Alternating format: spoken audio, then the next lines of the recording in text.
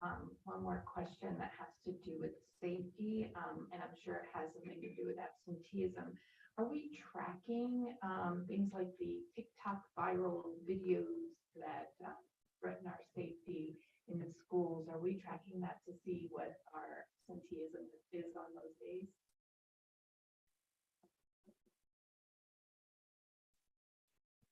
Thank you, Madam President, members of the board. That is a conversation we need to look at.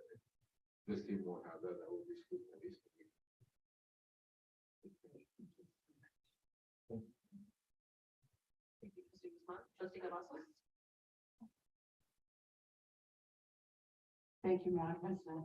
And as always, Trustee Guzman stays with me some for here by asking questions during the time. Follow up, real quick question on town halls and also to the documents on for this presentation. We appreciate the updates. Town halls, I know that they are data driven, and I believe at an earlier update, are the principals allowed to ask to have one of these student town halls? Madam President, members of the board, Superintendent Dura, Trustee Cavazos, yes, they are. And Desert Oasis was one of those schools that we identified early on. We had conversations, but they came to us and really need help. Thank you so much. I appreciate that. And I think it's a really good road to go down to have these student town halls. You're great. Another question had to do, again, partially answered already, and it has to do with the visits home, going back to, and I don't remember, we don't need to go back to the slide, but the deployment of the attendance officers for mentoring. So that's a whole different animal than from like the weekend visits that are happening. And can you talk a little bit about that? Just, it was a constituent question. Madam President, members of the board, Superintendent Dura, Trustee Cavazos, we've realized that attendance officers really need to spend some time with students to get to know families and dig in a little deeper than they had in the past. So it's not just about one-time visit, it's about developing a relationship with the family. So we have now 4 attendance officers. We're doing that at different sites. Black Hole being one of them that they're working with currently. So they're expanding their services to include just more of that relationship building with students and making it more long-term. So they have somewhere between 20 and 30 students on their caseload, and they consistently go visit with them and work with them. Also started to work with families. Okay, thank you so much. It sounds like that it's something that is very consistent to keep track of the progress or any roadblocks that may come up. A couple of just real quick things here. See, I lost it now. On the early, when we talked about the early warning systems, you guys answered my questions very well during briefings, but again, for the public constituents, are we talking, when we talk about the early warning indicators, things like our system, like for instance, Panorama, or things that might come into Safe Voice?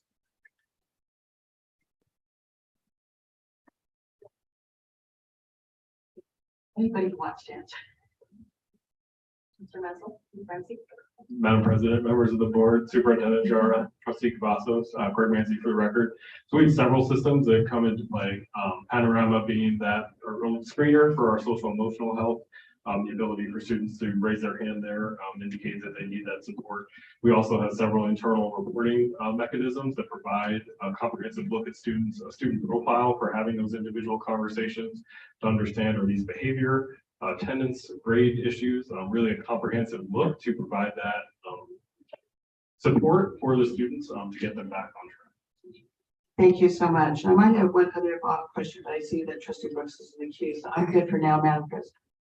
Thank you, Trustee Cavazos. Trustee Brooks. Thank you, Madam President. I appreciate the presentation. Not good news, but I think that none of us are surprised that we're in this place. I 100% agree that this is a community issue, and I also agree that I don't think that we can solve it alone. So I want to talk about the future, right? Like, what is it that we could do? Who would be a good partner for us to try to get kids to go to school? Do we have any partnerships in mind? Dr. Dara. I think, Madam President, members of the board, Trustee Brooks, I think what we need to do is build and expand the work we're doing with the county. The county, as Dr. Barton mentioned, maybe 309 when that law passed. You recall we had some of those conversations that were led by Commissioner Kirkpatrick. Then I know we worked with Jack Martin and T-Pop, and so I think that is a model that's working. So how do we expand that and bring other municipalities to the table? I think that is the key, and work with the board on the leadership there to address the needs. They're all our kids. They're not just ours. They are our kids of this community, and I think that model can. I appreciate the home visits as well and the student focus groups. I have a question about parent focus groups, because I know you're hearing from students, but those students are in school. So are you doing something to have a focus group for the parents? Because it might be possible that they're really struggling themselves. And I'm guessing that you're probably picking up on that when you do these home visits. So is there a way to have partnership, not just support the kids? The kids, they need support, the whole family needs support. So I don't know if that is something that could be developed through T-POP. Madam President, members of the board, Trustee Brooks, on the T-POP, I don't believe that. But these are things that we're learning. It's how do we help conversations, and I think that is what with our Title IV dollars. And I looked on in the audience, you're going to hear from our Superintendent's Advisory Council. I think this is on their agenda as well to share with you from the student perspective of some of the things that they need to know. But that's as far as parents, I think that's a great next step for us to look at. Maybe we do need to have community conversations like we did around the budget for parents. And I think that's something that we can work together. Last question. Do we have any bright spots when it comes to attendance? Do we have any good examples that have great attendance that we can learn from?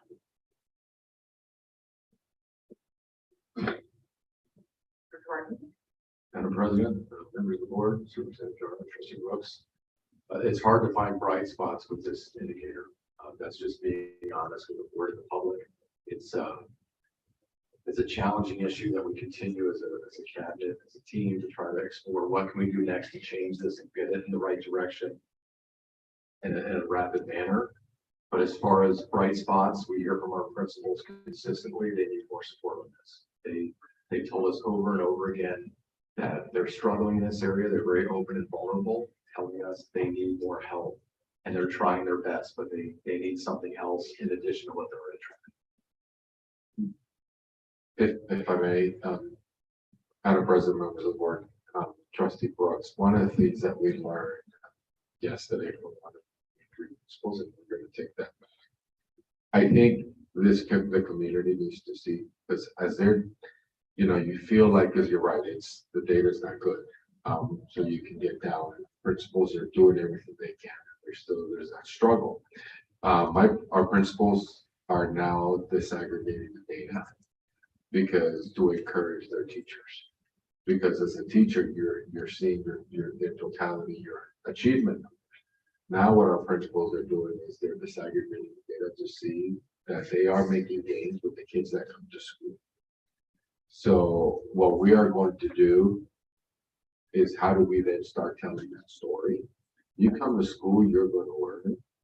But when you're not in my class with my teachers and my principals, that is a challenge. So maybe that storytelling is something that we need to get this community behind, to make it a priority to address. I know that the other one is Commissioner Kirkpatrick in her district B, with our principals.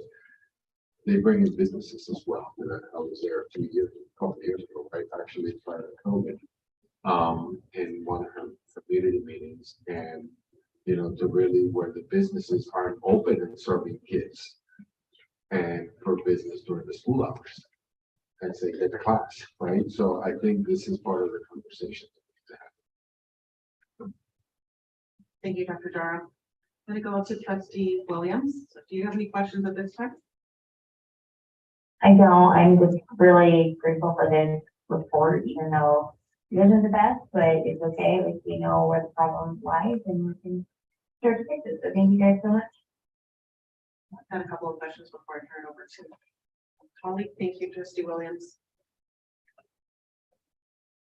From the presentation, both presentations I heard today, hear that these are complex issues. They're not one level, there's one way of addressing it. We really need a variety of partners and parents, multi-agency, municipalities, judicial groups. We need to have conversations, ongoing conversations, and take continuous action.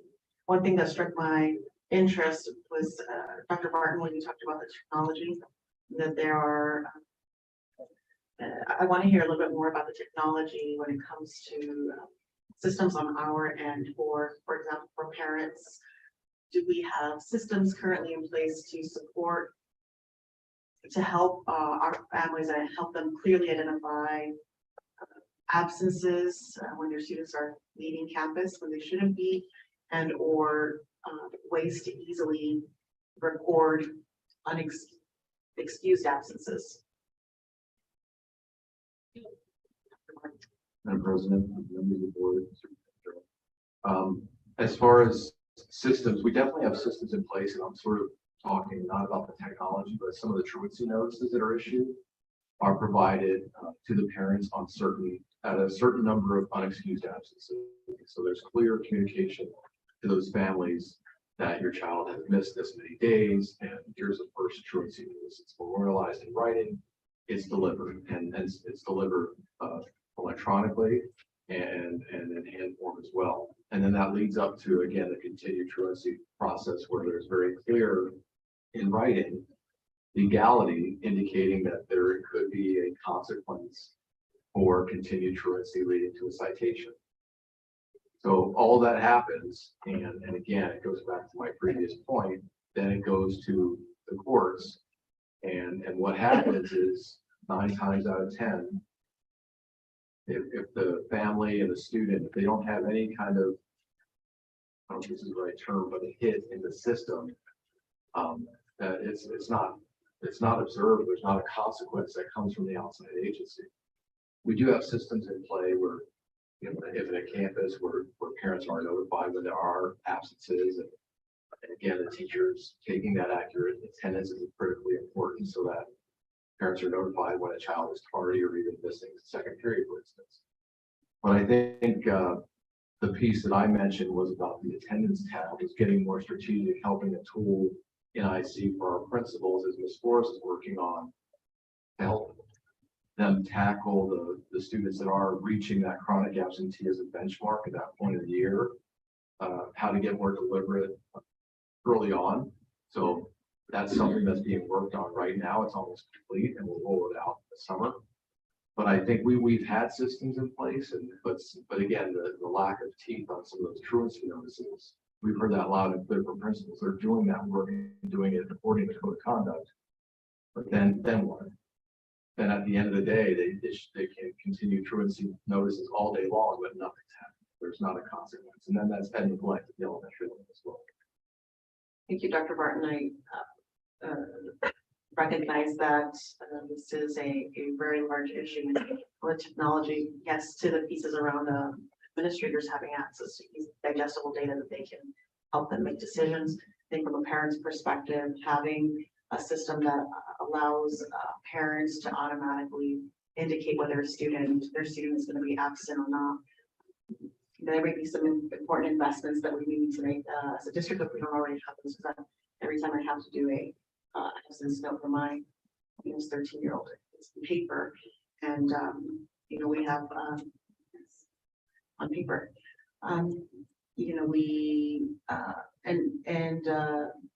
I recognize that there may be other ways potentially to record attendance data for parents, especially. And I know this is less.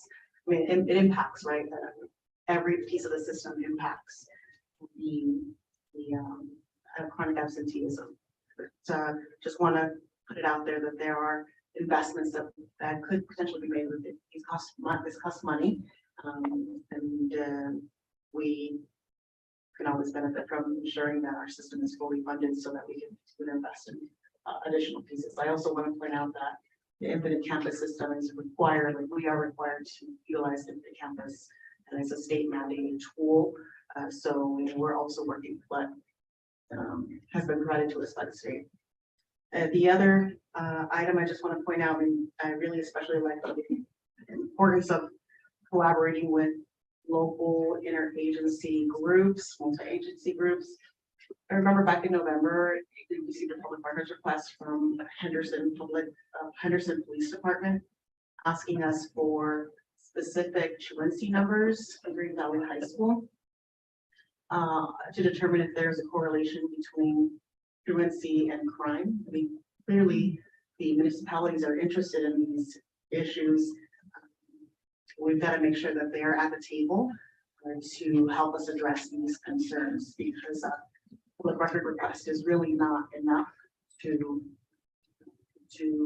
help us address the issue in Fremont. If they're really concerned about it, I hope that they are interested in coming to the table with solutions and resources. Right, that's all I have for now. Oh, I have one more question. Well, Trustee Cavazos. Did you want to go ahead? Okay, thank you. I'll just make this real brief. First of all, I just want to say our staff does an amazing job whenever we do have incidents in our schools, crisis response, and our psychologists, our social workers, everybody. Without referring to any recent incidents that have happened at, on, or near our campuses, similar to something that Trustee Guzman made me think of, do we track on after we've had like a hard lockdown because of an incident?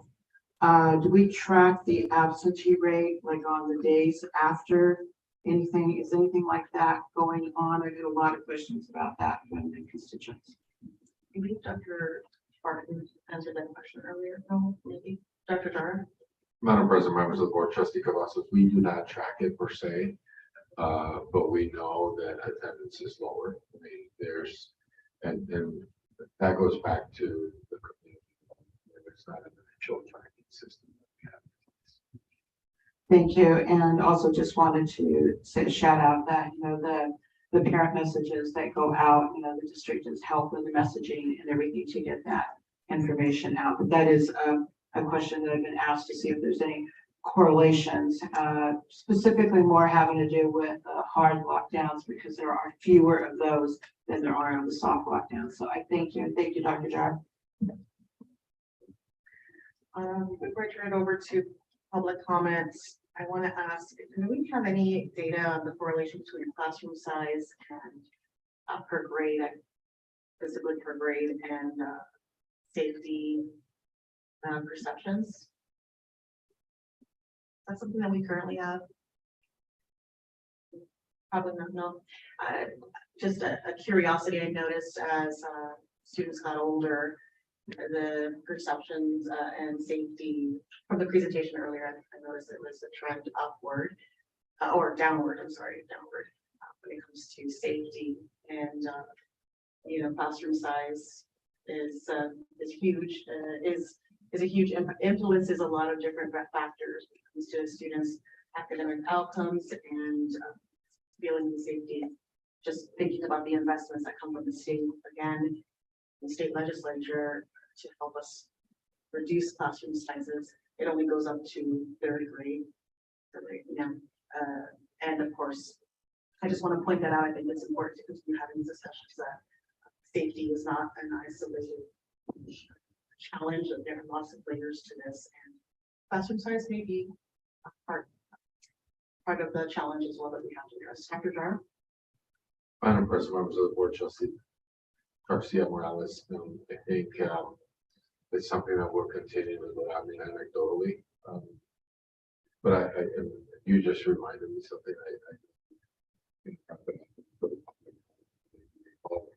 ways and means. Presentation, which attendance for something. I requested for $21 million for these officers. So we can have police officer at every school. And two in every high school, our magnets, so one for every 5 elementary through schools for 20. I think it's important for us to going to keep our teachers learning, teachers teaching, and our children learning. This is the best. Thank you, Okay, everyone, we have one individual who signed up in advance for public comments on item 3.01, and I don't have any yellow cards for this particular item. Mr. Bayless.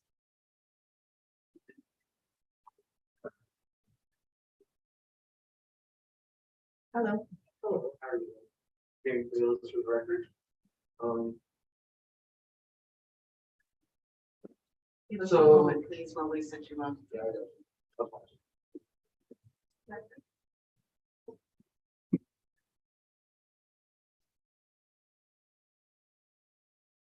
Thank you, Mr. No problem. So James Bayless for the record. So I guess we'll just mainly address my son's situation, not the whole in general. So attendance. Did anybody ever think maybe attendance problem, maybe the principal pulling the child out of school at all and not reporting it? Because Mr. Barton is familiar with me, so would it be a surprise to you guys that the director of truancy is familiar with that situation? And he's been waiting for basic high school to even reach out to him about being here. So if your own truancy program that Mr. Kerr, money that you also spend for Mr. this program. Bayless, stay with this. Right, I'm saying there's already money out for this program. It's called the truancy program, the task force. The only reason why I know about that is because there's learning. I got to meet your friends. They came to my home. They're actually the ones that helped me open the new process against you guys. Because they saw how much, so again, with the, as far as attendance numbers, my son was home last year, but ironically, during your guys' robocalls, he only missed one class that day, but he was at home playing PlayStation. So, your infinite campus may be a little questionable.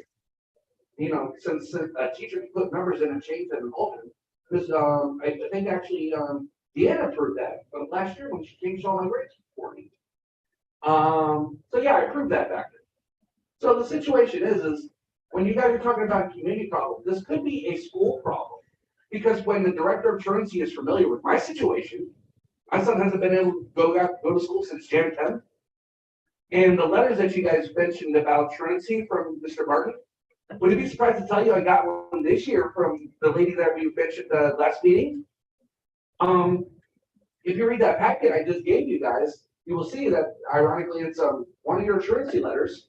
And she completely fabricated a whole bunch of dates. I have evidence to back that up. So wouldn't you be surprised that if you read that thing, you'll see some emails. I gave her access to my Dropbox. She tried to delete some documents out of my Dropbox, but she couldn't get to the site. That access.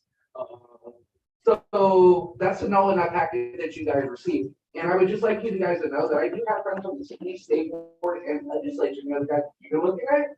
So they're all watching my stream over here with the government people that I deal with that are going to federal court. So I just wanted to let you guys know that they're all familiar with my situation and loved your guys' presentation. You guys have a great day. Thank you, Mr. Bayless. At this time, colleagues, I'm looking for a motion. Trustee Guzman. Thank you, President Garcia Morales. I'd like to move that we move this presentation. Is it a move or is it an approval? It's an approval? Okay, thank you. I'd like to move that we approve this. Thank you, Trustee Guzman. Trustee Brooks. Second. Thank you, Trustee Brooks. Colleagues, at this time, I'd like for you to pass your vote. Trustee Williams. Aye. Colleagues, that motion passes 6-0. Thank you very much for your presentation, Dr. Menzel, Ms. Flores, Dr. Barton, and Mr. Hanson.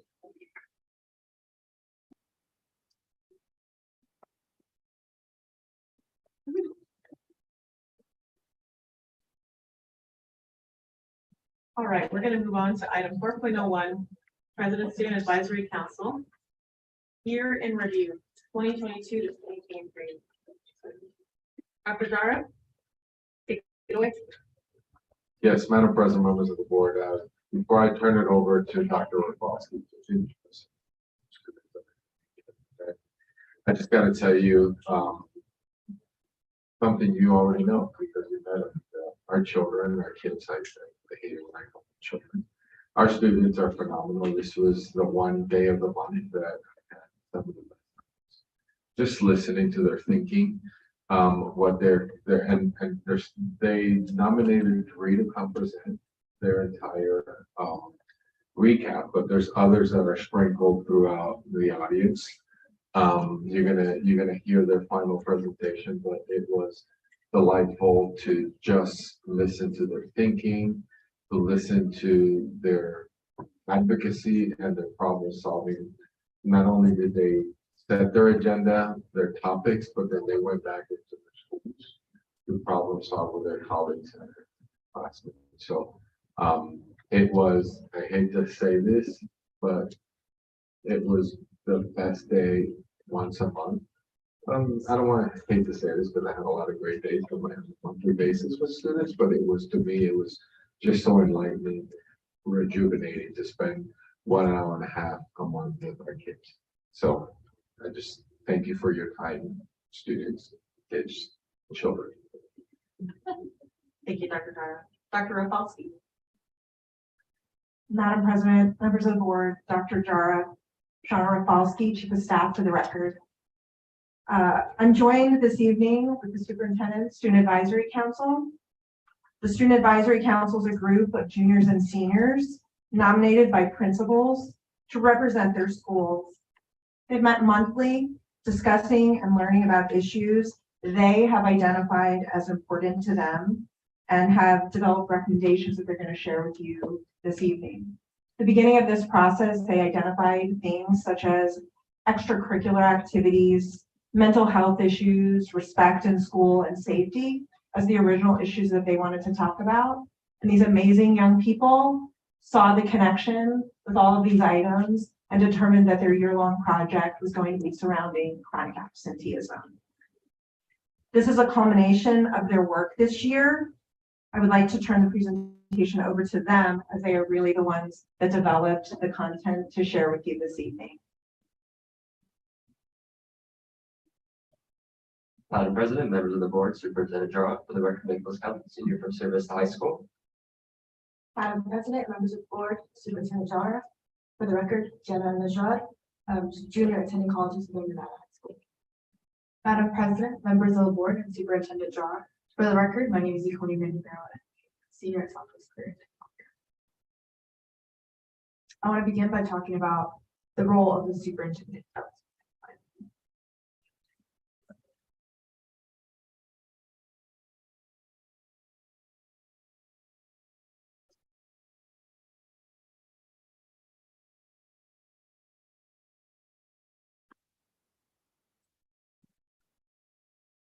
Madam President, members of the board, and Superintendent Jara. I want to begin by talking about the role of the superintendent and student advisory committee, which is being the acting liaison between the superintendent and his staff and our peers, and by sharing our experiences and perspectives in this education system and identifying the changes to be made.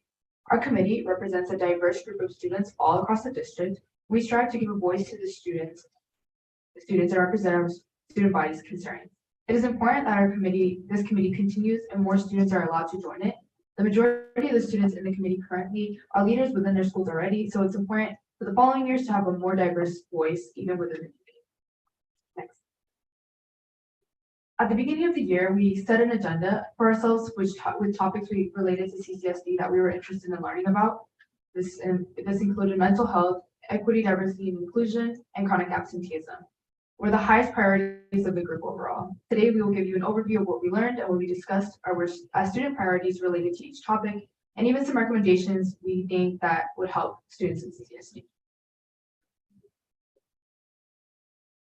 So the first thing being support and wraparound services. When we first met as the Superintendent Student Advisory Committee, we discussed mental health resources and wraparound programs are crucial for high school kids because they can offer various supports that enable them to achieve academically, emotionally, and socially. As a group, we were allowed to walk through over 10 different services and take valuable information for our schools, which was vital to start the chain of sharing valuable information with the right people. As I mentioned, CCSD has many unique programs and services that students can readily use, like Hazel Health and Rethink Ed, a full mental health curriculum so students and staff can learn about mental health. Students in high school are forming crucial interpersonal connections, so social support is needed. Wraparound services and resources are essential for high school kids because they may use them to help. They may be used to help them overcome obstacles, excel in their studies, and flourish socially and emotionally.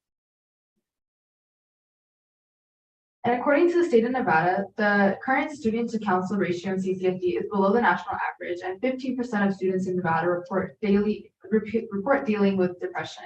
This is not a well-known fact, but we learned through discussion that there's an action that CCSD can take to alleviate this issue.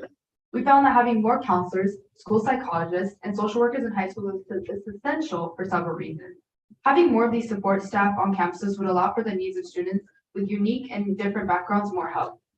School counselors, psychologists, and social workers can help address students' academic, emotional, and social needs by providing individualized support. Mental health issues can be prevalent among high school students. The pandemic has exacerbated some of these issues, but school counselors, psychologists, and social workers can play a vital role in identifying and addressing these issues. These professionals can provide counseling and other mental health services to help students overcome challenges and thrive in schools. Having more of these support staff in our high schools can ensure that students receive the support that they need to succeed academically, emotionally, and socially. As I said in the beginning, many of us were surprised about the wraparound services available in our district. And we know that the marketing for these resources to students can, marketing for these resources to students can be challenging, as mental health is a topic that carries a lot of stigma and shame among teens. However, there are several ways that we as a district can utilize to promote resources to students better. The first is social media. Social media can promote mental health resources, events, and programs to students. Students who would love to participate or attend these events, we just never know about the things happening, and neither do our parents. We need better open communication. Properly marketing mental health resources to students requires creativity, persistence, and willingness to break down barriers and stigma. Staff also needs to be better educated and trained on how to help struggling students. Most students don't openly talk to their teachers about issues that they have going on because they fear they won't be appropriately supported. Using Safe Voice and other resources is backfiring, as students is using them more as a joke because we're taught that those are only resources that we can use for things like school shooting threats. Not if we're just having a bad day and we need someone to talk to. By leveraging social media, collaborating with student organizations, and overall better staff awareness and normalizing mental health, CCSD can better help promote mental wellness and help students thrive. Thank you. Madam President, members of the board, and Superintendent Jara. For the record, Jenna Najjar, attending College of Southern Nevada High School West Campus. I'm honored to stand here before you today to share with you what we have learned during the Superintendent's Advisory Meeting. During the meeting, we discussed the importance of recognizing and supporting students from various backgrounds and with different needs. As you all know, CCSD has a very diverse student population, and we must address the needs of every one of our students. That is why the Equity and Diversity Education Department has been established to focus on creating a safe and inclusive learning environment for all students. Additionally, we have the Unified Department, which works towards eliminating any form of discrimination, bullying, or harassment in our schools. These departments ensure that all students feel welcome and respected at school, regardless of their background. One of the key points that we discussed during the meeting was that the student diversity is not reflected in teacher and staff diversity. CCSD is one of the most diverse districts in the nation, with an ever-growing percentage of over 80% of students identifying as a minority other than white. However, this is not represented by faculty and staff, with an overwhelming percentage of 66.7% of school administrators and 64.6% of school staff being white. Students feel a lack of connection to their staff.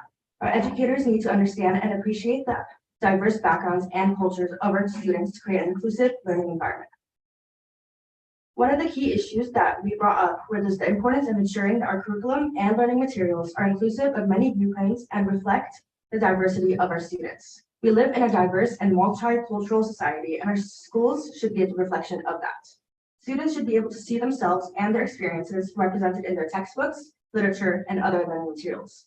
This will not only help to create a more inclusive learning environment, but will also broaden the perspectives of all students. Unfortunately, we have found that there's a lack of equitable access to diverse curriculum in some schools. Some special programs and classes have more access to diverse curriculum, while others do not. This should not be the case. Access to diverse curriculum and learning materials should be a priority for all students, regardless of their academic track. We must strive towards creating a curriculum that represents the diversity of our student population. This means including voices and perspectives from different cultures, races, and religions. It also means highlighting the contributions of underrepresented groups in history and society. We must work towards ensuring that access to diverse curriculum and learning materials is equitable across all schools. By doing so, we can ensure that all students are receiving a well-rounded education that prepares them for success in the diverse world they will enter after graduation. One of the key recommendations was to continue to safeguard and expand access to a curriculum that presents and celebrates diversity and equity. We also discussed the need to recruit more diverse classroom teachers and staff. Having a diverse group of educators is essential for creating a welcoming and inclusive learning environment for all students. Additionally, we recognize the importance of investing in departments like equity and diversity and unify. Currently, these departments only have one person and low funding. Thus, it is hard to achieve any goals with the lack of resources given to them. We need to prioritize these departments and give them more funding and staffing. These departments are critical in promoting equity and inclusion at our schools, and we must continue to support their efforts.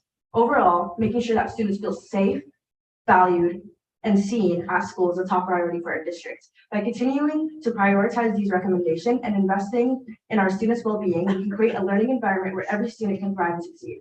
Thank you for your time today. We are looking forward to seeing how you will implement these recommendations moving forward to ensure the success of our diverse students. Madam President, members of the board, Superintendent Jara. For the record, Nicholas Kelly, Senior from Service High School. I'll be speaking about chronic absenteeism, the topics of outreach and awareness, school engagement, and incentivization. Chronic absenteeism has become a hot topic since returning from the pandemic. However, before I begin anything else, I would like to express my gratitude to Superintendent Jara, the engagement unit, and some of our CCSD leadership. Over the past few months, key CCSD officials in collaboration with the engagement unit have been conducting community walks, previously mentioned in the last presentation, and have been going around the district to different students and visiting their homes, just encouraging them to come back and just ensuring that everything's going to be okay. This is called Project Graduation, and I think it's imperative to highlight this because it's showing that an effort is being made by our leadership to improve chronic absenteeism. I really do hope that this will continue for the future. In order for us to get back to where we'd like to be as far as attendance goes, I would like to propose some changes that will be later mentioned on. The relationship between student and teacher should be prioritized. Students learn the best when they have a good connection with their educator. They tend to be more involved and pay attention, ultimately leading to better attendance. One of many reasons why students do not attend school is because they're not comfortable with their educator or they dislike them. Also, a push for increased community school events at our schools is something that would also be very beneficial to our students. Families having the opportunity to connect with the administration, teachers, and other school officials will give that safeguard that CCSD is here for them. Though students play a role in them being absent, parents are also responsible for their students and their students' attendance. By getting the trust of parents, I believe that they will take more of an active role in their students' education. If the school board pushes school administration to host more events at schools that include family, then there will be a better connection with everyone. Extracurricular activities are also a major reason why students attend school. Whether this be sports, clubs, or on-campus activities, they all give reason and a drive for students to attend school. It has been brought to our attention that some of these programs are very costly and lead to students being discouraged to participate. Transportation can also be an issue when events are far away from the school or when a parent, or when a student's parent or guardian is unavailable to transport them. As a whole, there must be a reason for students to go to school. These few things are in our control, and we can make a difference. Our students deserve an investment into their future. By improving these things, we can look forward to a better CCSD. For starters, we recommend creating more events within our schools and also the community as a whole. Encouraging school administrations to invite families onto the campus more frequently shows families what their students' environment is like. Though a student plays a big role in choosing to come to school, parents also have a key role as well. By getting the trust of parents, as previously mentioned, it is more likely that they will pay more attention to the attendance of their student. To continue, incentivizing students and even our teachers will provide for a better and increased motivation to attend school. A district-wide usage of an incentive program such as the App 5 Star or something similar can promote prizes and other rewards for good behavior. One thing in particular that will work well with students is food incentives. This could be gift cards to restaurants, in-school food vouchers, and more. Providing this will help students remain engaged and focused on ultimately causing for better attendance in our schools. And also a lighter atmosphere while offering a solution to chronic absenteeism. This will give students a drive to come to school, knowing that if they perform well in their absences, then they can be incentivized for it. Though ensuring proper punishments are in place for students who commit serious school rule or district violations, the best way to improve behavior is through non-disciplinary actions. Our council understands that the district is currently working on enacting more sort of justice methods, and we encourage us to continue and to make this a priority. Some students do not bother coming to school because they're scared of the consequences. Ensuring that there are alternatives to discipline is important in creating a positive environment on the campuses. We understand students must be held accountable for their actions, but in situations where discipline is not entirely necessary, using an alternative solution would be considerable. Keeping what we recommend in mind, I would like to follow into budget priority. Providing additional funding for social workers and counselors at our schools would be supportive for students. So they're able to go directly to these personnel and speak with them about their concerns. Furthermore, supplemental training for staff on campuses so they're able to better suit themselves to situations when they arise. Continuing into equity, diversity, and inclusion, we believe additional funding to recruit diverse staff for our students so they can better feel represented in their schools. And lastly, regarding budget for chronic absenteeism, offering support to students so they are able to pay for fees and programs and other activities in school is also a beneficial way to show that our students are a top priority. Creating attendance incentives and supporting a budget this way will also assist in this process. With this said, we encourage this board to consider all that we have discussed this evening, for mental health, equity, and diversity, and of course, chronic absenteeism. Our district has the potential to provide the best for our students. If there are any questions for us, you're more than welcome to answer them. Thank you for your time and your consideration.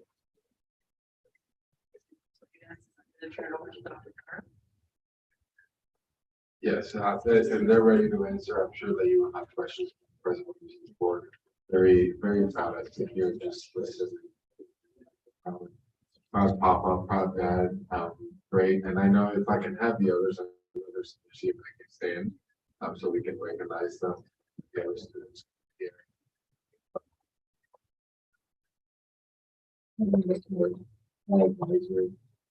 They were hard hitting. They shared, some things that were here. What I did learn is that marketing, if you heard correctly, what they said is it's not reaching the students. When I said, well, we use Facebook there. At Facebook, they were honest and said that's for old people. But I think I heard a lot of great recommendations. Students in the school district. Thank you, Dr. Doris. Clearly impacting lives. Thank you all for your service, for your time and commitment to this process, to the meetings that took place on a regular basis, and this presentation large. I'm going to take a moment of privilege to ask the first question. Thank you for your honesty. That's the other component of this that I don't want to miss an opportunity to share. It's like your insights and knowledge is incredibly valuable and important. And so I love that to hear that there is an awareness. Dr. Dara, the feedback that was shared is internalized on our end and hopefully turned into additional action and support students.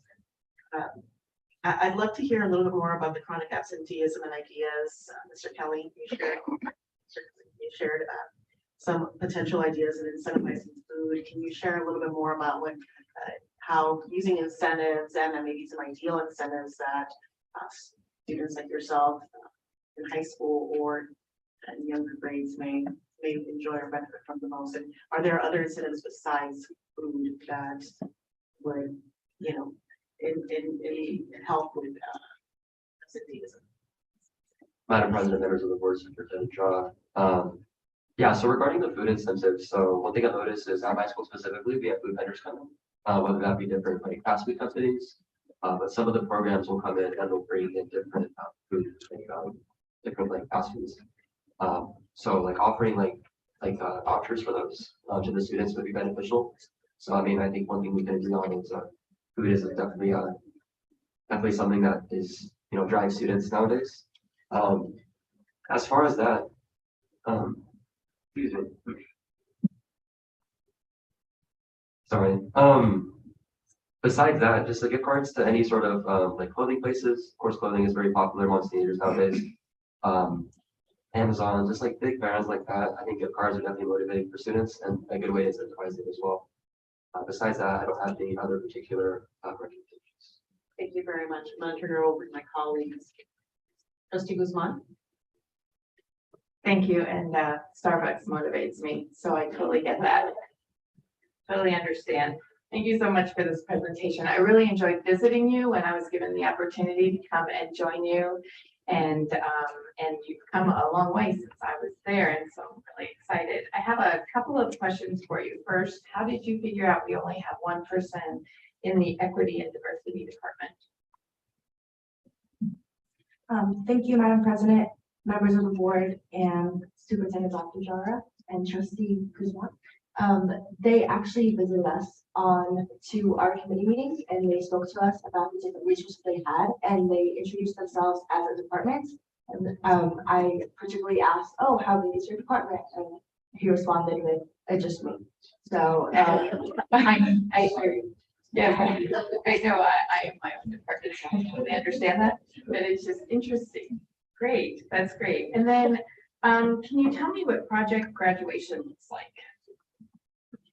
Madam President, members of the board, Superintendent Jara, Trustee Guzman. So project graduation was led by our CCSD leadership. Superintendent Jara was involved with it as well. The last presentation touched on it a lot better than as far as my information is. But as far as I'm concerned, the way it works is on weekends or sometimes after school, CCSD leadership along with the engagement unit, we would go to different households, different students around the district, and just, you know, some who haven't returned since the pandemic, and just encourage them to, you know, them coming back to school isn't going to be scary without, you know, there are faculty and staff there for them. So I think them, you know, doing that frequently has definitely been beneficial to the students, and I'm sure that we're already seeing more students coming back because of it. I just have one more question. What social media do you recommend that we utilize in our marketing? Madam President, members of the board, Superintendent. Obviously Instagram is the easiest, I think, the easiest way for a lot of people to get their information. I think that's how we get our news. I don't watch the news, so we get our news from there. We follow our school student council pages and whatnot pages to get involved in school and other things. So I would say Instagram, TikTok's also a big one. I think because you know, random videos come up on your page and whatnot, and if a video from the district came up, I would kind of be interested to see like what they're talking about, go onto the page, follow it, keep up. So TikTok, Instagram, really anything but Facebook. Just because I think collectively we don't want really good. So I think Twitter, Instagram. Thank you, Trustee Guzman. Trustee Rex. Thank you, Madam President. Thank you for the presentation. I am immensely grateful. You guys did an amazing job. I enjoyed coming to see your work. I appreciate Superintendent taking this on. I know this committee has evolved over the years, and it's evolved in something that I think is very useful and that I think really gives students agency. So I appreciate your honesty, even about Facebook. And I want to touch on the social media part because you talked about some platforms.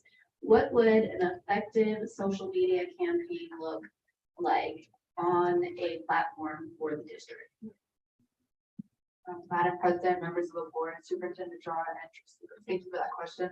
On Instagram, for example, posting graphics or information that isn't too wordy because our attention span is very short. So it's easy to click past things or like scroll past things. So you know, information is kind of short, sweet, condensed, so that we can just get the point. Like we want to follow up with it. Same thing with like, for example, Twitter posts, not too wordy, just things that are easy to grab, easy to understand, easy to share with other people. Because I might want to read a paragraph, but my friends might not want to read a whole paragraph. So being able to share my interests and wanting them to see the same thing might be a little hard to it's making it easy for everyone to understand. Okay. Thank you. And then just one follow-up question. It seems that you touched on some of the issues that I think the district has struggled with historically, mainly inequities. Can you talk a little bit about how you came about noticing those and what your discussions were like as a group? Madam President, members of the board, and Superintendent Dr. Yara. In terms of inequities within schools, I feel like it is very noticeable even within the students. Oftentimes, students themselves have a variety of discussions amongst their classroom and peers, discussing different issues that go on within their own schools. But as a council, we kind of just shared our experiences depending on different factors such as our race, religion, and different stuff that went into different inequalities that we ourselves face. Thank you. Great job. I appreciate your attendance and your engagement. Thank you, Trustee Brooks. Trustee Cavazos. Thank you, Madam President, and thank you, students, for being here today. So good to see you back in the boardroom and also with your colleagues that are sitting in the audience. I just had a couple of quick questions here. What kinds of community events do you think would be the most successful? I noticed that came up a couple of times. I go to a lot of events at the schools, but I really want to get the students' perspective. What do you think would be the most successful for getting more engagement?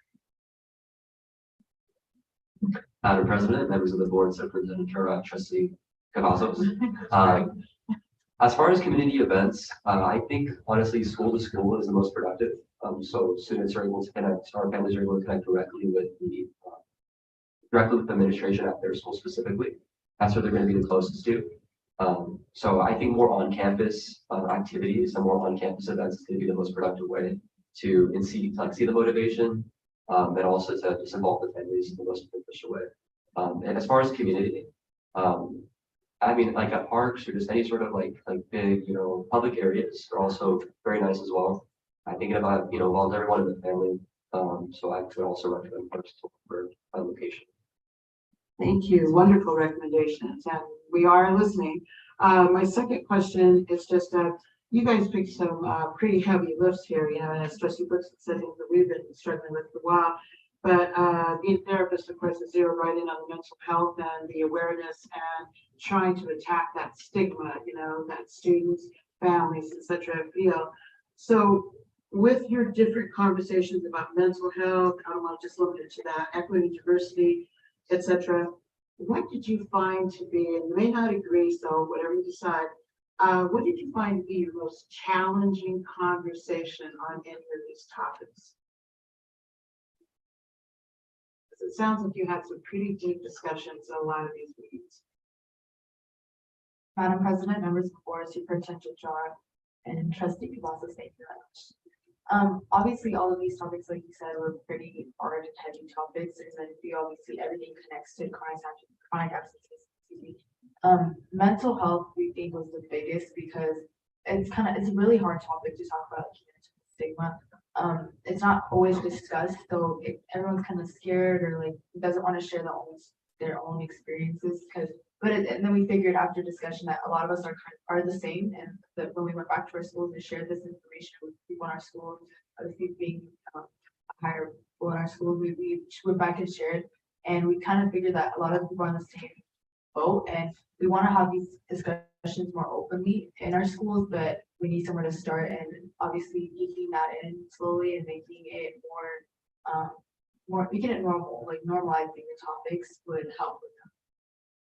Thank you so much, and I do want to say that on the meeting that I visited, I know that somebody did bring up, one of your colleagues did bring up, the efforts about suicide prevention, and really appreciate the work, the thought, and the effort that you guys have put into this. So thank you again.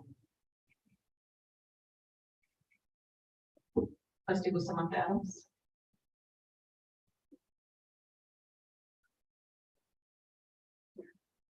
Thank you, Madam President. I also like to express my gratitude for the students, but also to the staff, for having the vision to bring this back in a better form than it probably was course, I just want to express my gratitude. My question is, I've seen that your activity on this advisory council has spilled over to everything. For example, being involved in the legislative process and watching bills and learning how that process works so that you could have a voice at the table. My question is, from what I understand, every school is to have a representative, but not every school sends an individual. So my question to you is, what could we do better to encourage the schools to participate in this advisory council? Madam President, members of the board and Superintendent Jara, Trustee Bustamante Adams, sorry. For the record, Jenna Anisha. In terms of nominating more people and getting more student involvement within schools, I would recommend sending the recommendation form to the students themselves. Even more than that, within our committee, it is mostly leaders. Even within us, we are mostly like in student council and other clubs and things, all of kind of taking on additional roles onto that. I feel like nominations from students themselves will kind of make the advisory itself, the council itself, more diverse, and it will have more inputs, because I could easily say I am someone that attends schools often, so I might not know the reasonings behind someone who has different family circumstances that doesn't attend that school, and sending that out to also the parents, because a lot of people don't know about these opportunities, and a lot of schools aren't aware of that, the fact that they can be sending students to this. Thank you. Thank you, Trustee Bustamante Adams. Trustee Williams? Do you have any questions at this time? No, I'm okay. I just want to thank the students for coming here. I think that's really great. They're very well spoken, and I've been in these meetings with them as well. They have really a lot of good ideas. I'm really happy to be able to hear this. Thank you, Trustee Williams. Well, colleagues, I don't see any other questions in the queue at this time. We're incredibly proud of you, all of you, those of you who are here, and those of you who are not here, your colleagues are here who contributed to this presentation. Please keep up the good work. Looking forward to more great work coming from the Superintendent's Advisory Council. Have a great evening.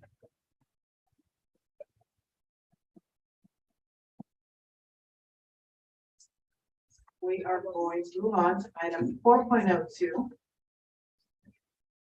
And 4.01 was not an action item. 4.2 or 4.02 is an action item. So before I continue on this item, is there anyone who has not completed a public speaker card, however, would like to provide public comments? So this is the moment in time to do that. We don't have any public speakers lined up in advance, so we are going to turn it over to Dr. Dara and open this up. Dr. Dara. Yes, Madam President, members of the board, I'd be honored. Yeah. Dr. Mansell, our Chief Academic Officer, is here to present the business education plan that we normally do as part of our requirement. But I just wanted to tell you that I am really excited that we have two of our school leaders who came up and brought an idea on how to reconfigure their school building with a different structure, different calendar, not a different calendar, a different schedule to meet their individual needs of their kids, of their children, their school community. So thinking outside the box, when they both came to me, I said yes, because of it's student driven, student centered. It is created by them and their staff. It's innovation at its best and giving choices for kids, for teachers. So I am just really, as a superintendent, really excited that they're here to present their model that hopefully we see some time and get this thing. So really excited and proud.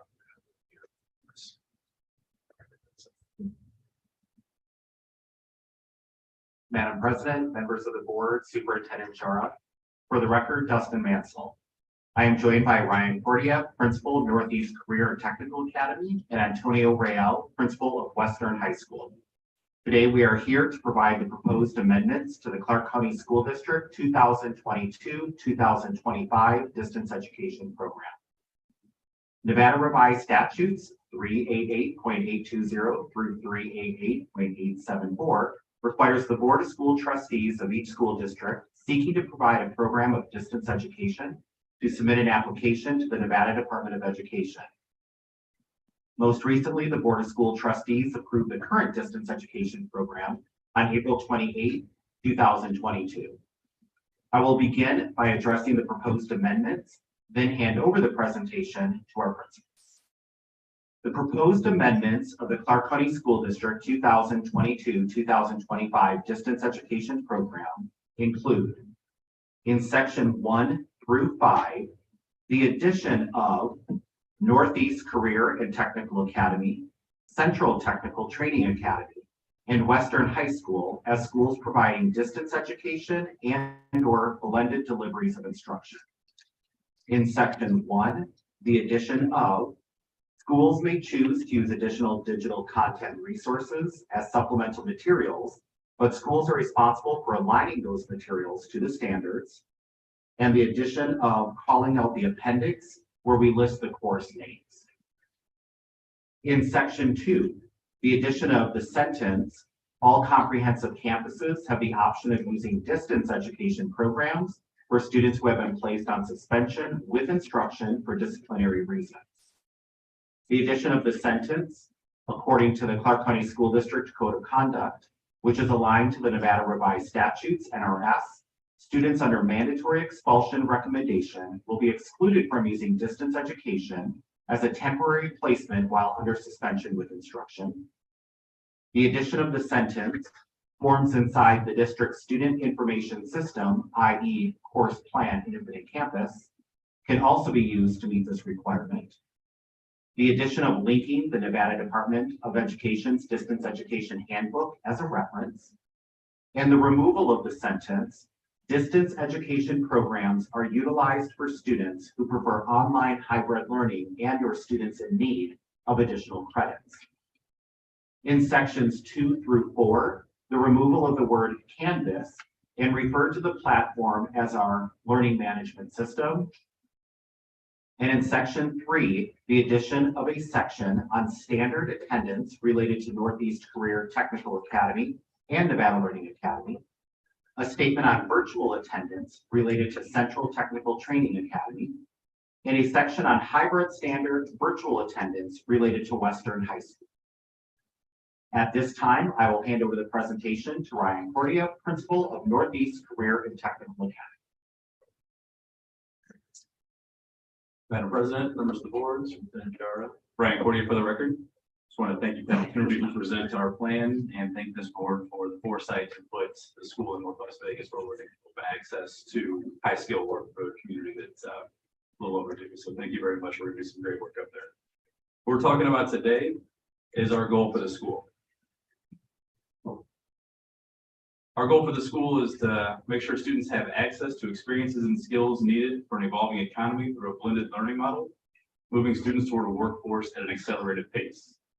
Our tagline here is we're going to shorten the timeline from freshman orientation to revenue generation. And how we're doing this is we're looking at 5 basic core beliefs. First, we believe that all students learn at different rates. Second, we know teachers cause deep learning. Third, we know that students can use technology for some foundational skill building. Fourth, we know that success increases self-efficacy and joy. We're not going to let students fail. And finally, we think senior year should be a baton passed to life. And we're going to make sure senior year is the most relevant to the student's career path. How we're going to do this is based on a career tree model. Every student will select a job week 1 of freshman year. They can change their job at any point, but they will always be working towards a revenue generation source. These jobs will be tiered into 3 buckets.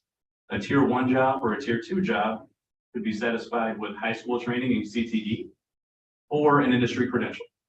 A tier 3 job would require a bachelor's degree to get access to that field. These are not income levels. These are barriers to entry. And the metaphor I like to use is a marine biologist would be a tier 3 job, and the person working on their boat would probably make 3 times the salary at a level 1 job. What we're going to do for core classes to allow our students to expedite the process to their job that they've selected is in our core classes, we'll use a blending learning model. The students will be self-paced. We'll use a traditional master schedule where they will be in a core class with a certified teacher. They will use APEX as a way to get core foundational skills. They will need to use a discourse model with the teacher to verify that they did learn those skills. And then they get access to a project-based learning task where they apply those skills. Once the student has demonstrated they can apply those foundational standards, they get access to the next unit. And students can work through those units as quickly as they can, or they can take time and we can add tier 2 and 3 supports to make sure there are no holes in their education and every student takes this class as long as it takes. On the other side of the house, our career tech ed and our elective courses will be on a traditional schedule where we'll do a spiral curriculum with experiential learning. The teacher will set the pace. The students will be grouped in 2 houses on campus based on career choices, and our curriculums will be aligned to those careers. And we believe in a 4-year career tech ed model so that our students leave competitive at high skill, high wage. The blended learning model fits into our CCSD model of multi-tiered system of supports. And the tier 1 structure is the model I explained where they do the APEX followed by the discourse, followed by the application. And we'll apply tier 2 and 3 supports based on MAP scores, common formative assessments, and teacher observation. And the whole point of allowing students to choose their pace, and they choose their pace based on their ability to complete. They can accelerate or slow down as needed for every course. If they're an accelerated pathway to a level 3 job, which is a required degree, those students junior and senior year will take a lot of college classes to shorten the timeline to a college degree. The students who are working quickly towards a level 1 or 2 job will use senior year for industry credentials or work experience. If a student who is struggling, they will no longer fail courses, we'll just add time to their schedule and we can stretch 3 courses over 4 years and add more time to their schedule. So they will always be feeling successful as they progress through with our supports in the class. And a student on a traditional timeline who's taking the regular amount of time to complete a course will still have access to college courses and selected work experiences, just not as many minutes in the day as the accelerated students. And at this time, I'm happy to close my remarks and answer any questions. Thank you. Thank you, Mr. Cordy. Hey, colleagues, if we hear from Mr. Royale before we go in, is that okay? Okay, thank you.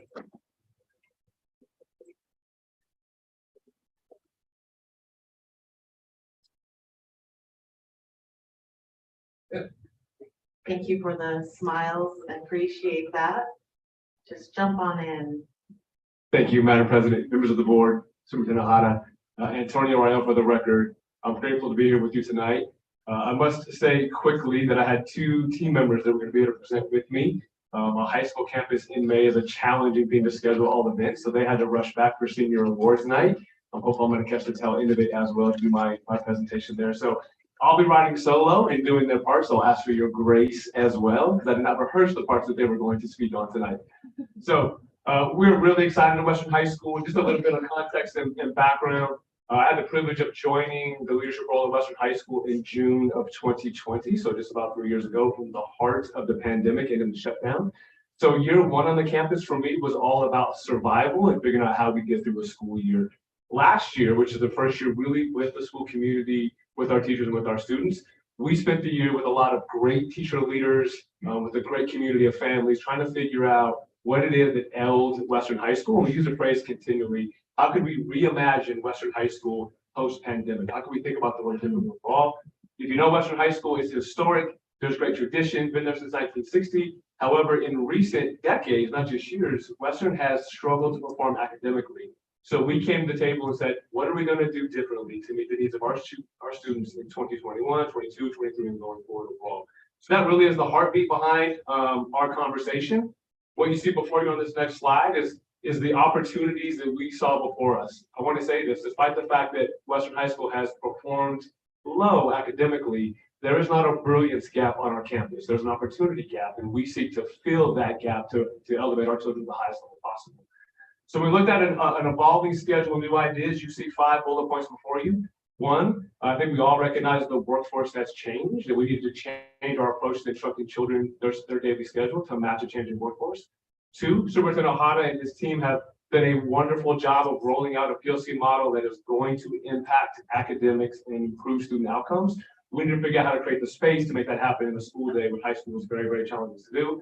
Our students who, again, have struggled academically, not because of lack of brilliance, because of lack of opportunity. We need to create the space in our schedule. Elementary schools have done this historically, but high schools are not, to remediate and accelerate children inside the school day without losing out on high-quality standards-based tier 1 instruction.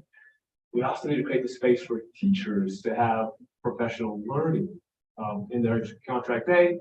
And we want cross-curricular collaboration. We are the lone CCSD pilot high school, so I'm proud to say to you. And we are a PBL school. We need to create the space for project-based learning collaboration. All of this takes time, which we try to figure out how do we solve the mystery of time on the campus. So the next piece, the image before you really captures how we have historically approached instruction at the high school level. It is a very linear flow, and logically so. Kids are expected to come in on day 1, take it out in one classroom, start here. We have a pathway, a destination to end at that we need them to get to. It's a very linear pathway to get there because you have high schools with 3,000 kids. You have teachers that have 200 plus children. It becomes really hard to differentiate from that schedule. The challenge is, as you heard from my colleague here, the challenge is we know well, not all children learn at the same pace. If each of the 6 of us have a project to do, we're going to accomplish that project at different paces. So while the linear plan is great in theory, it creates real challenges for implementation in keeping all children moving forward to that destination we want them to reach. So we actually think that the learning pathway looks a lot more like this, the spaghetti bowl, if you will, where children, imagine we have a destination from here to Phoenix. Some kids get on the freeway in North Las Vegas, some in Boulder City, some maybe in Kingman. They all join the freeway at different times, but we need to get them to the same location. So it's a little bit more crazy. And the reality is, some kids need more restroom breaks. Some kids want the opportunity to learn and circle back and get more opportunities to learn so they can stay on the pathway. The goal is, how do we get all kids to that end destination so that they can master those standards so they are ready to compete with kids from any school and any state anywhere in the world. So this is the model that we think, which looks a little bit crazy. And let me kind of explain now the exciting part of what we're going to do and the little bit crazy part, for which I am grateful that they allowed us to think a little crazy about how to approach this. So we are moving from a traditional 8-period block schedule to a 6-period schedule that will look on Monday, Tuesday, Thursday, and Friday, fairly traditional, 6 periods a day. We think this is advantageous because our kids will have more contact time with students. They'll actually get more time throughout the year, broken up into smaller sections. It's probably helpful. So instead of 80 minutes a period, 52 minutes a period, but actually more minutes in a semester. But Wednesday is where the fun begins. And so let me kind of take us to that, the meat of our conversation. We have affectionately named this Warrior Opportunity Wednesday. And so all the things that I described on that opportunity slide is what we try to build into one day. And so this entire schedule is built on a philosophy of earned privilege. That is, the more students succeed academically, the more privilege they have in flexibility on their schedule and classes they can take overall. So if you look at the pink box on the left-hand side of your screen, you can kind of see how this is broken down. So here's the crazy part of this. Not all students will be required to be on campus every Wednesday. If we're going to have the opportunity to go in and remediate children, you can't remediate 3,000 children at one time. We need to be able to focus on the kids that need support immediately. So half of our campus, so block number 1, half of our campus, and you see it's broken down by departments, will be focused on this remediation acceleration piece. And what they will do is, in 3 periods, what we call warrior period, they will bring in, schedule in small groups of kids, class sizes of 20, and they will focus on that student's academic need. And it may need that student needs support with math, support with science, or it may need that student needs to be accelerated and supported so they can reach advanced placement classes they haven't done previously, but they can absolutely accomplish. So you'll have 6 blocks of that throughout the day, 3 in the morning, 3 in the afternoon. The other half of the teachers in the morning time who are not doing the warrior period block remediation, they will have the time to do ELCs, dive deeply into data, focus on their own professional learning plans, dive in and figure out how we provide classroom instruction that is different than the traditional, look at the data to create remediation plans for individual students so that we can target children on a high school campus. So then second half of the day, they just flip-flop. The teachers that were doing remediation in the morning are now working on the ELCs and professional learning, and the others are now doing remediation. So we figured out how to get into one day on Wednesdays. We still believe the majority of children will be on campus. Buses will run according to schedule. Lunch will be provided for every kid. Students that want to be on campus just for the purposes of working will have common spaces like cafeteria, library, with tutorial support moving around with them. And all students will have asynchronous instruction, even if they don't actually have to be on campus. So we learned something from the COVID space, and we figured out how to do distance instruction on a comprehensive campus overall. So that's a very succinct picture of what that could look like. And then our last slide here looks at some of the unique things we can do with this. I've mentioned a couple of them already. One is we have a goal in our Focus 2024 to move more children to advanced placement classes. We believe there is brilliance on our campus that's not yet been tapped into. We want to create advanced placement labs for our children so we can support them to reach those higher level classes. We have a campus with nearly 900 students who have language acquisition needs. We want to create academic language academy on Wednesdays to provide them support on our very own campus so they can be there.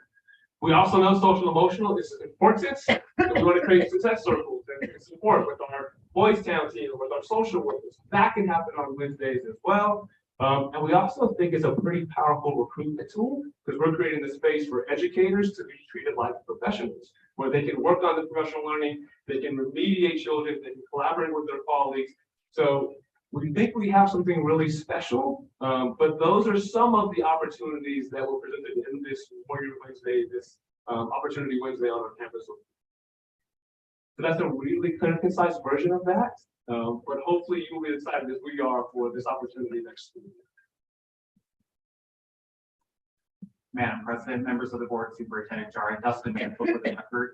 Thank you for this opportunity to share the proposed updates of the Clark County School District's 2022-2025 distance education program, and to hear from our principals regarding their implementation for distance education delivery.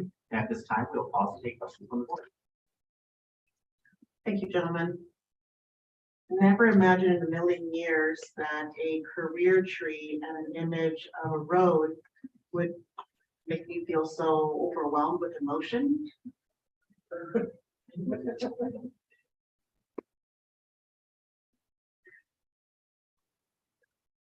The idea of seeing the potential that exists in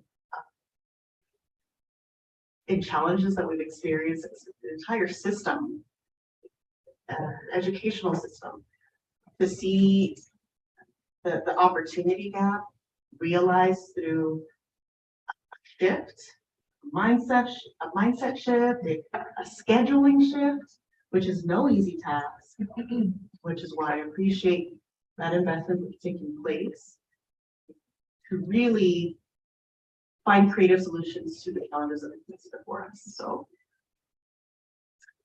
this is a memorable meeting already, and I'm going to turn it over to my colleagues before I continue to get teary-eyed about the opportunities in front of us. Trustee Cavazos. Thank you, Madam President. And I share that this is very memorable that we have principals and students back with us here in the boardroom all in the same evening. And I think it's great. I also want to know what kind of vitamins that Principal Rael is taking. Need some of those. Had a couple of quick questions here. And also too, those pictures of the spaghetti bowl did not scare me. I've conquered it. So I think Principal Cordia, you had mentioned that. I wanted to get a little bit more information on the kind of overdue. Students will not fail, they will get extended time. Did you say that correctly? Can you expand on it just a little bit? I don't want to make Principal Ray late to the senior ones. Madam President, members of the board, Superintendent Jara, Trustee Cavazos. So what that looks like is if a student is on, say, unit 8 of 10 in May, then they'll pick up on unit 9 in August when they return to school. And then they can finish their, say, algebra course in October and begin a geometry course as soon as that unit is finished. And then we believe that with the tier 2 and 3 supports, if we go slow in the beginning, we'll be able to go quick and that student will be able to make up the second course ready. That's In other words, there is like a framework for that extension. That's what you're saying. Thank you so much. And just a quick question for Principal Rael on creating space. I'm a big fan of the project-based learning and collaboration. So is this going to be something that basically is teacher-based, site-based? How is that formulated? Madam President, members of the board, Dr. Hara, Trustee Cavazos, are you speaking specifically to the PBL component of this? The PBL. Yeah, so we are in year 2 of implementation of PBL, so it's actually already on our campus. One of the challenges we have seen is project-based learning takes an intense amount of planning time amongst professional learning communities, amongst PLCs. And so what we strive to do is create the space for those PLCs to coordinate with other PLCs where there's very logical collaboration. For example, in some of our projects this year, we had a geometry team do a project on scaling walls. There was a very logical connection with our science department. We just didn't have the space and the schedule to allow that collaboration to happen. So we're creating the time and for those 2 departments to have that same block of time on Wednesdays where they could get together in their PLCs and discuss how those projects could happen in 2 classes as opposed to just 1. So it is very much teacher driven, but our goal is to let the great professionals have the space to do the great work that they do. Thank you so much. And just a quick comment that I think your Warrior Wednesday, I just love that. Can't wait to hear more about it, see how it's working out. And hopefully that maybe all the trustees can get out there and maybe observe some of that. But I think it sounds great. Thank you so much. Trustee Guzman. Thank you, and thank you for this presentation. This is great. I'm super excited. As a former educator and a project-based teacher, I'm really excited about this. I never got a Warrior Wednesday. We did ours on Saturdays. So my question has to do with the timing. So was this something that you collaborated with your educators on? Is this something, I mean, I want to know how you figured out this schedule. Go ahead, Mr. Thank you, Madam President, members of the board, Trustee Superintendent Hara, Trustee Guzman, I apologize, Guzman. Yeah, so in that first year that I was at Western, the first year post-pandemic, we began to sit down in February of that year with my department leaders, teacher leaders, and take a look at the historic data at Western High School, the challenges we faced, and what we were learning from the pandemic fall. So from the time of February of that time through all of last year, so really and into this year, so really almost 2 full years, we looked at this, we looked at several different ideas. We shared ideas with our region leadership about what we could do, just kept coming back to the table. We probably invested, over 100 hours of just thought time, looking at research. So it wasn't a quick and gradual, it was very slow and steady. And then at one point in time, one of my co-presenters, I was hoping to be here, Ms. Mariani, one of our teacher leaders, said, what if we did something different on this day? And then we started to invest in that idea over and over. We met with our SOT, shared the ideas, talked to different students on our campus, and just invested significant intellectual capital on how to develop something completely different than we've seen before to meet all of those needs we felt like were present. So it wasn't magic. The end looks pretty exciting, but it was a very methodical, intentional, time-intensive process to get there until we had to the point of presentation with Dr. Hara and Dr. Larson Mitchell in March, of which I was overjoyed when they said yes. That's awesome. And Mr. Cordia, is that right? Your career tree. Talk to me a little bit about that. How did you create that career tree and know that the different components would fit? Cordia. Madam President, members of the board, Superintendent Jara, and Trustee for the record. So that is none of these ideas are mine. I just take one and work them all a little bit. So that came from Mark Fernan and his rethinking how schools should work. And so I took that idea of let's change school from my school to this is a student school. And if we're going to get you ready for life, be a productive member of our society, what do you want to do? And let's work on an ability scale and a passion scale and make sure you have at least a high skill job in an area you like until you find your passion where you can find your career. That was, that idea landed with me that a level 1, 2, 3 job is something we can train for in high school. And then while they find their passion, their career would evolve with that. Thank you so much. Thank you for this presentation. Trustee Bustamante Adams. Thank you, Madam President. Thank you, gentlemen, for thinking out of the box. And I'm grateful for your leadership on your campuses. And it's it doesn't surprise me, Mr. Cordia, that you were the #1 magnet school in the US, and now you're going to create something even better on the Northeast side. So congratulations. My question is, how long will the pilot be? And what metrics are you going to use to come back and show us the results? And how often will we hear from you on the updates?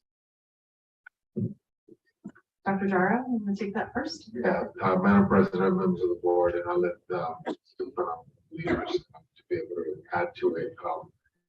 You know, when we're looking at the pilot, I mean, this is the way school's going to be.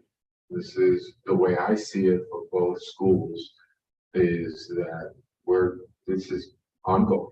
We're not going to go back to a 5-day schedule. My goal and my commitment to both gentlemen is that this will succeed. The metrics will be obviously what we're seeing with SBAC, with ACT, with the student growth that we're seeing in all schools, their star rating. I believe with both gentlemen that we're going to see great things happening in the school. Now, moving forward, the conversation, obviously 3 years, we're going to look at it and say, how do we expand it to more schools? That's my commitment. This is not going to be something, and I told both of them, both of our principals, I said, we're not going to start next year. Okay, let's have schools, right? We have to see it in action for 3 years and then expand to more schools. I need the right leaders because I think both of them, the process to get to where they are, the 100+ hours, teachers have to buy in. You can't do this to them. You have to buy in. Mr. Cordia is in a great setting because he's bringing everybody in. Dr. Ryle is now with the staff. I love his process to get teachers to buy in. 2 years ago in the pilot with the PBL, Dr. Ryle applied to be in that pilot, and part of that application included the teachers buying into that. So there's a lot of trust from the teachers and the leadership. So the way I see it, I know you asked a quick question, but it's the way I see this, in 3 years, we're going to look, my goal is that this expands to more schools. Because when he was talking, when both were talking about recruiting, there's a couple kids back there that are in their student advisory, they're like, hey, maybe my school on Wednesdays, I see their smiles, they're like, hey, maybe my school on Wednesdays can give me an asynchronous instruction. I think that's going to be where we're headed. Thank you, Trustee Bustamante Adams. Trustee Brooks. Thank you, Madam President. Thank you for your work on this, and I love your enthusiasm. It's nice to see. I'm grateful for your willingness to take a shared pain from the community and turn it into opportunity. I'm pretty sure that's what evoked the tears of my peer here. My question is, it sounds like you have buy-in from the teachers, right? Everyone's on board. What does recruitment look like for students, and then how do they apply? Either both. Madam President, members of the board, Senator Jara, Trustee Brooks. So I just saw an article before I came over here that our school is top 10 in magnet recruitments in Northern existed. So the energy is high in Northwest Vegas for this school and for careers ahead. And so I know that we've got to a point now we're turning away a couple hundred kids, which hurts my heart, but it's so wonderful. There is demand for high skilled work training. After this meeting, I'm sure I'll get some parent phone calls because they have not heard about this yet. But all teachers were hired under this idea. So our instructional staff is aware, they're on board, and we've been meeting with them monthly to figure this out together.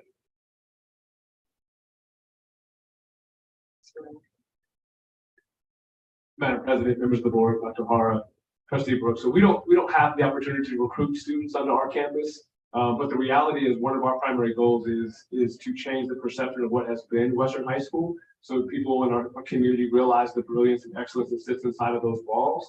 And really one of my goals is contrary to my colleagues, and I want to keep them at Western High School and not send them to the Northeast Career Tech School, right? So our recruitment numbers, and we're already a good sized high school, close to 3,000, but we hope to keep some of those great kids in our campus, and they see the opportunities before them, that they can excel in their very own home school.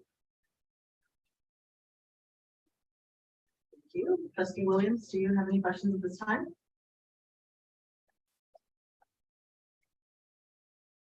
No, I don't. Thank you so much. My colleagues, I don't see any other questions at this time. That means that we have everything that we need to know. Thank you, Mr. Cordia. Thank you, Mr. Royale. Thank you, Dr. Mansell. This is an action item? It is an action item. Sorry, come back. Don't leave yet. I was excited about having you head out.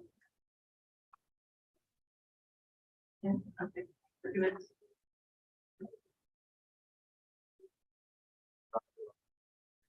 I thank you for reading my mind.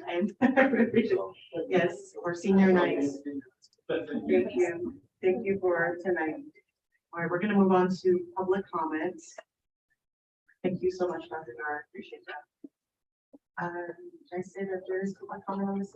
There is no public comment.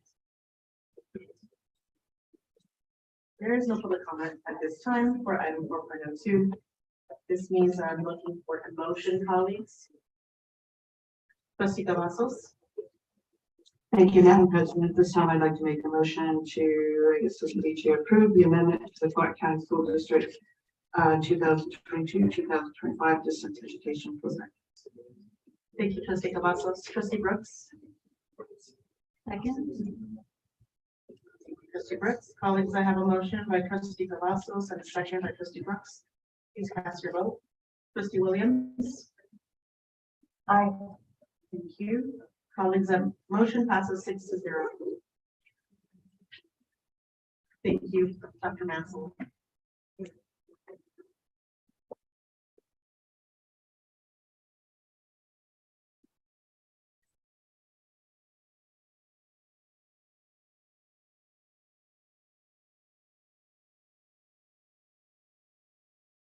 What an encouraging meeting, and especially off the heels of an extraordinary event last night.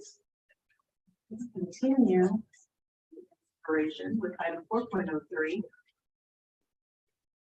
Public hearing on and possible approval of the new memorandum of agreement between the Clark County School District and the Education Support Employees Association regarding the reclassification position of campuses, campus security monitors. Mr. Hall, welcome.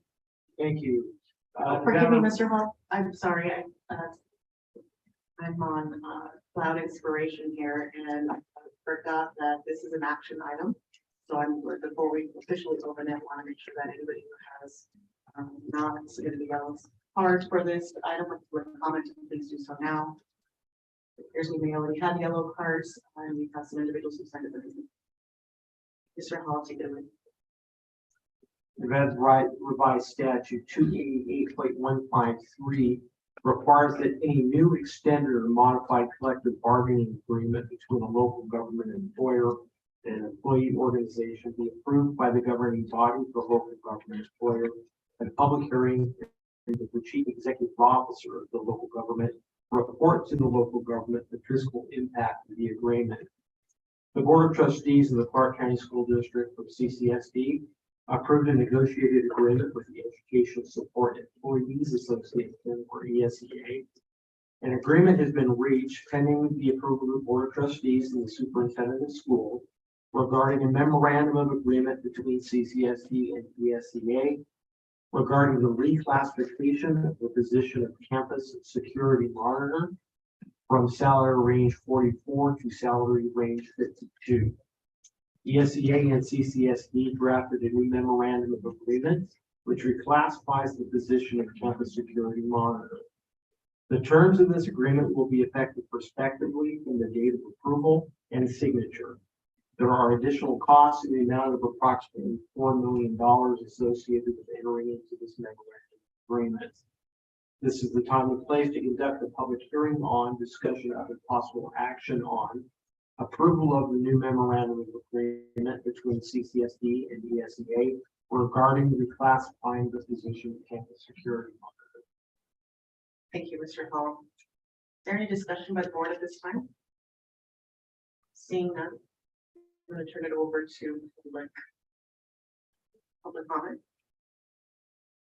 We have Jan Giles, Autumn Tampa, and Anthony Bloom III.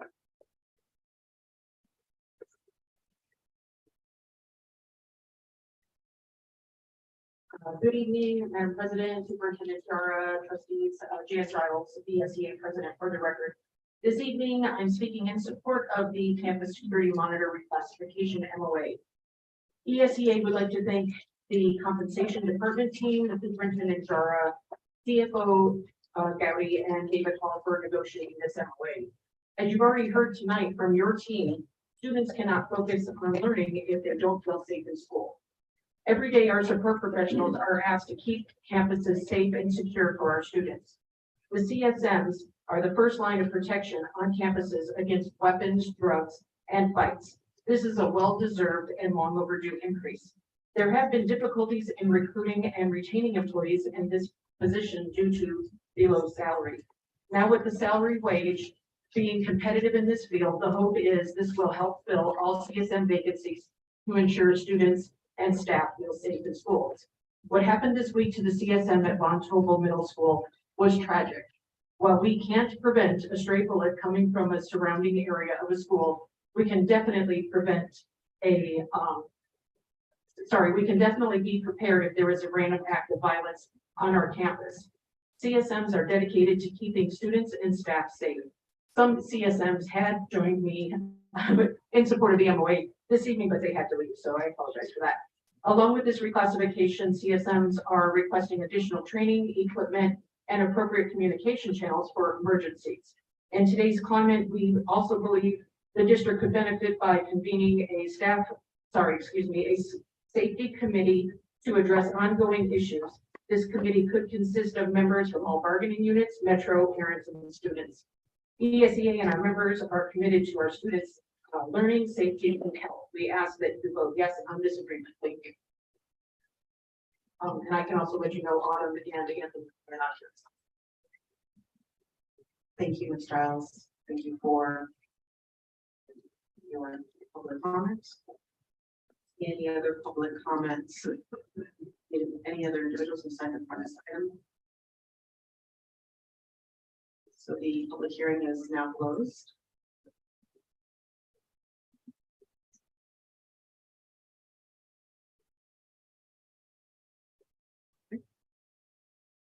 Hi, colleagues. I think we need to go ahead and turn it over to Trustee Wisman.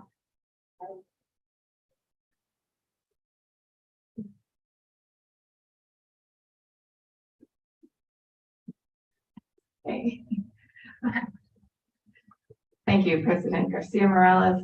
Before we vote, I wanted to let you know that I need to abstain because I work for the Nevada State Education Association and ESEA is part of our organization. Thank you very much, Trustee Guzman. All right, colleagues, at this time, I am seeking a motion. Trustee Cavazos. Thank you, Madam President, and Trustee Guzman, my apologies. I apologize. At this time, I'd like to make a motion, but I'd also like to add that, this has been a long time, I think, coming. And I just want to mention that the name of this job description, Campus Security Monitor, there's so much that goes into that.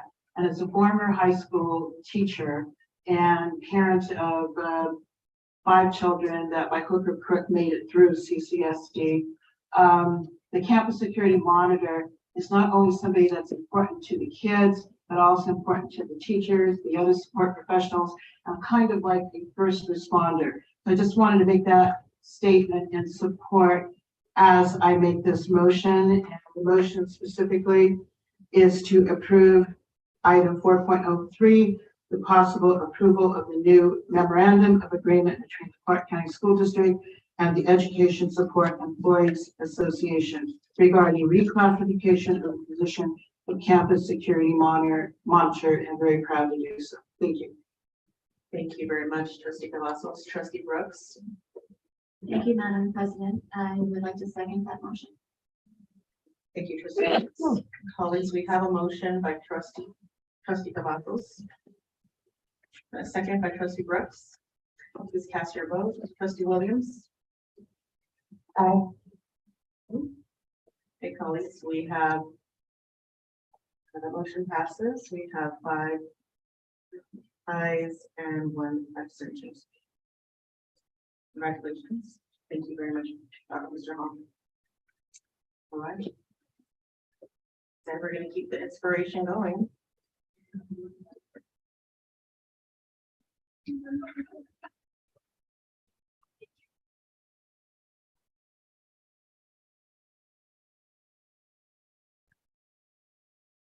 Let's keep shining the light on the great work that's happening in our district, including the incredible work that is happening on behalf of the district through our legislative staff. To go ahead and open up item 4.04. This item is not an action item. Mr. Story, welcome.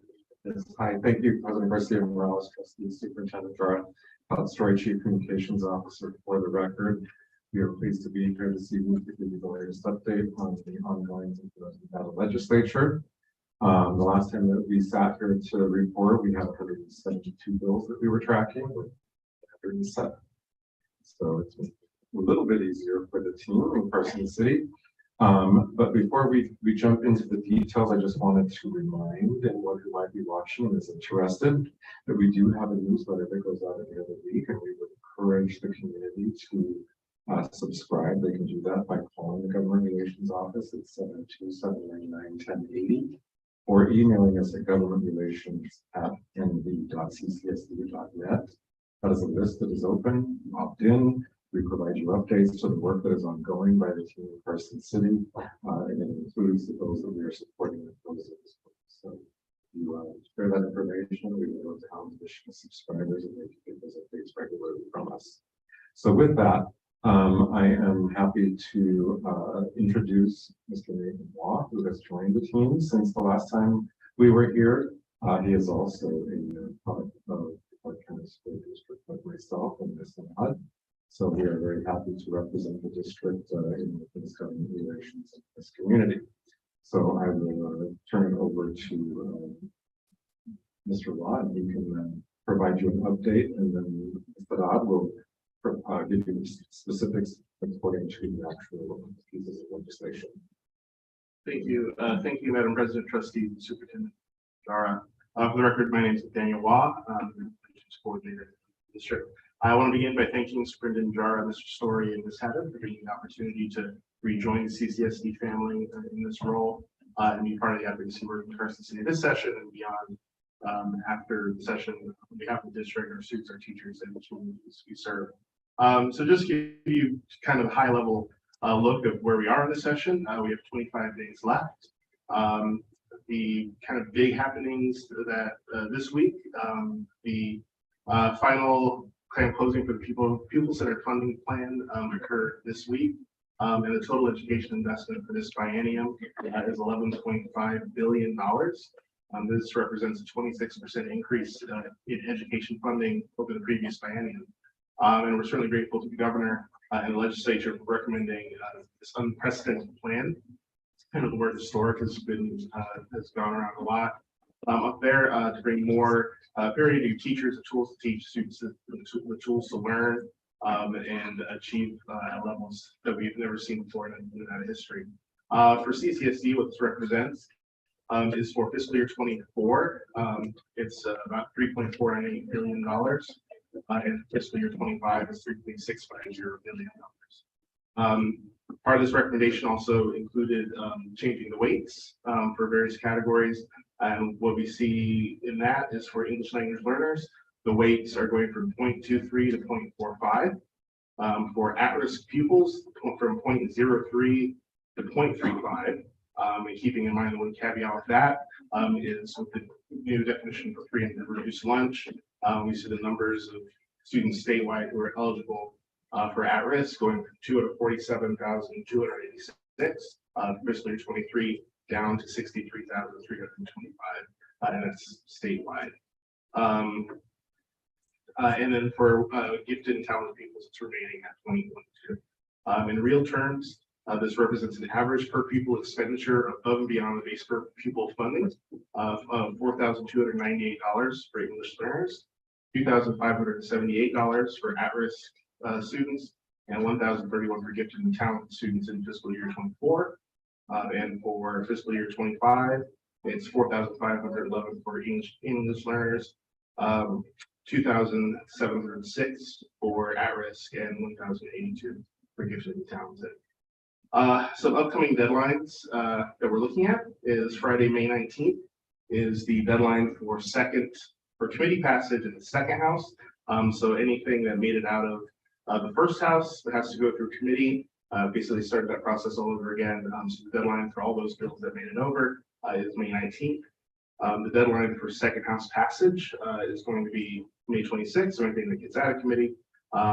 Wednesday, May 31st is when the budget bills have to be introduced and exempt bills from committee. And of course, Monday, June 5th is the day that so many people are waiting for, which is going to be adjournment of the session. And where we're at with a majority of the bills that we're tracking, that just sort of referenced, is there's 100+ bills each in the Ways and Means and Senate Finance committees. And both of these committees are beginning their work to go through those bills to meet those deadlines. So I'll pass the baton over to our Director Patricia Haddad to kind of go into details and some of those. Thank you so much, Mr. Wall. This is Patricia Haddad for the record. Just going to run through some bills that we're watching on the support side and as well as opposition, as well as give an update on the status of CCSD bills. So starting there, SB 47, which looked at the NRS provisions related to teacherages, as well as looking at the capping, total amount for licensure fees. And that is currently in Senate Finance. We are awaiting scheduling on that. But then unfortunately, Senate Bill 65, which looked at doubling the amount of training for members of boards of trustees, as well as requiring background checks, did not make it past the deadline and will not be moving forward this legislative session. In addition to that, I'm going to move on to some of our bills that we're supporting. We've heard some of these, but there's a couple of new ones in here from our last presentation. So I'll start with AB 347, which is a $15 million appropriation for grants to support dual credit programs. That has not yet been heard, but we're looking forward to that hearing and are looking to still sponsor on that bill. In addition to that, we are supportive of Senate Bill 294, which is revising provisions relating to the safe storage of firearms. AB 400, which is the governor's omnibus education bill. We are supporting the provisions that enhance public education, in particular, SB 322, which revises provisions related to reckless driving, more fondly known as Rex's Law, and that has to do directly with school zones, reckless driving school zones in particular. Supporting that, AB 185, which is revising provisions governing the education of people who are children of military personnel. AB 256, which revises provisions related to work-based learning programs, and background checks in particular. And SB 292, revising provisions related to school administrators. And that one was heard again in the second house just earlier this week. In opposition, we've got a couple there. So AB 175, of course, has to do with appointing municipalities appointing members to the Board of Trustees. We are strong opposition to that and are grateful to our partners with NASB, the Nevada Association of School Boards, the Nevada Association of School Superintendents, and other advocates in standing in opposition with us on that bill. In addition to that, Senate Bill 344, which provides provisions governing education, that has a number of different components to it, and that was heard earlier today in the second term. Senate Bill 282, which has to do with subsidies for substitute teachers. Senate Bill 340, which provides provisions governing education and specifically puts some mandates on summer school. And then AB 207, also in opposition to that, which is also looking at revising provisions governing work-based learning programs, and specifically we're in opposition to the amendment was for the original language. So that is a quick run through of high level a number of the bills that we're watching. Of course, as Mr. Story indicated, there's still 100 plus that we're watching through this process, and in addition to that, we are still seeing bills dropping and as well as appropriation bills that are coming through. So that is continuously in flux. The only other thing that I will add is that it has been wonderful over the past few weeks having Mr. Law join us up in Carson City and providing incredible support, and I'm very excited about his commitment to this work and the additional capacity, and are looking forward to getting through the next 25 days and hopefully getting some good outcomes from the legislative session for kids and for educators in our local CCSD community. So with that, I will close it out, and happy to answer any questions from there. Thank you. Madam President, Trustees, Superintendent Jara, we are available for any questions that you might have about what we discussed, or any other thoughts or questions you might have on the minutes. Thank you, Mrs. Story. I'll go ahead and start. All my colleagues get in the queue. A question for Ms. Haddad. I missed, could you remind us, did you go over the summer school? What number was that? And the amendment of the workforce, the opposition, both on opposition, summer school, and then there was a piece around workforce and the amendment regarding that bill. I don't remember, I didn't catch those numbers. Certainly, this is Patricia Haddad. Thank you, President Garcia Morales. So Senate Bill 340 is the one that deals with summer school. And, in particular, of course, we agree that academic achievement of students is of the utmost urgency, and ensuring that each student has the opportunity to make academic gains through the summer is a priority. But of course, CCSD already has extensive plans for 2023 summer acceleration. And what this particular bill mandated was a plan no later than 30 days after the bill was passed for this coming summer. And for us in particular, that means that our summer acceleration would be over at that time.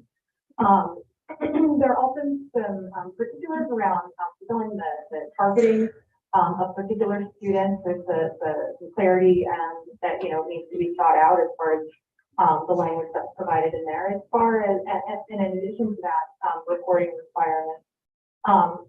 And so ensuring that, we are implementing the current summer school plans with fidelity, but recognizing that this would create an additional layer on top of work that's already planned, negotiated with bargaining units, and is ready to go for student registration, and of course shortly here will be picked up. And so again, I would just emphasize that the opposition is certainly not for the concept of summer school, but some of the challenges related to mechanics and how the bill was articulated.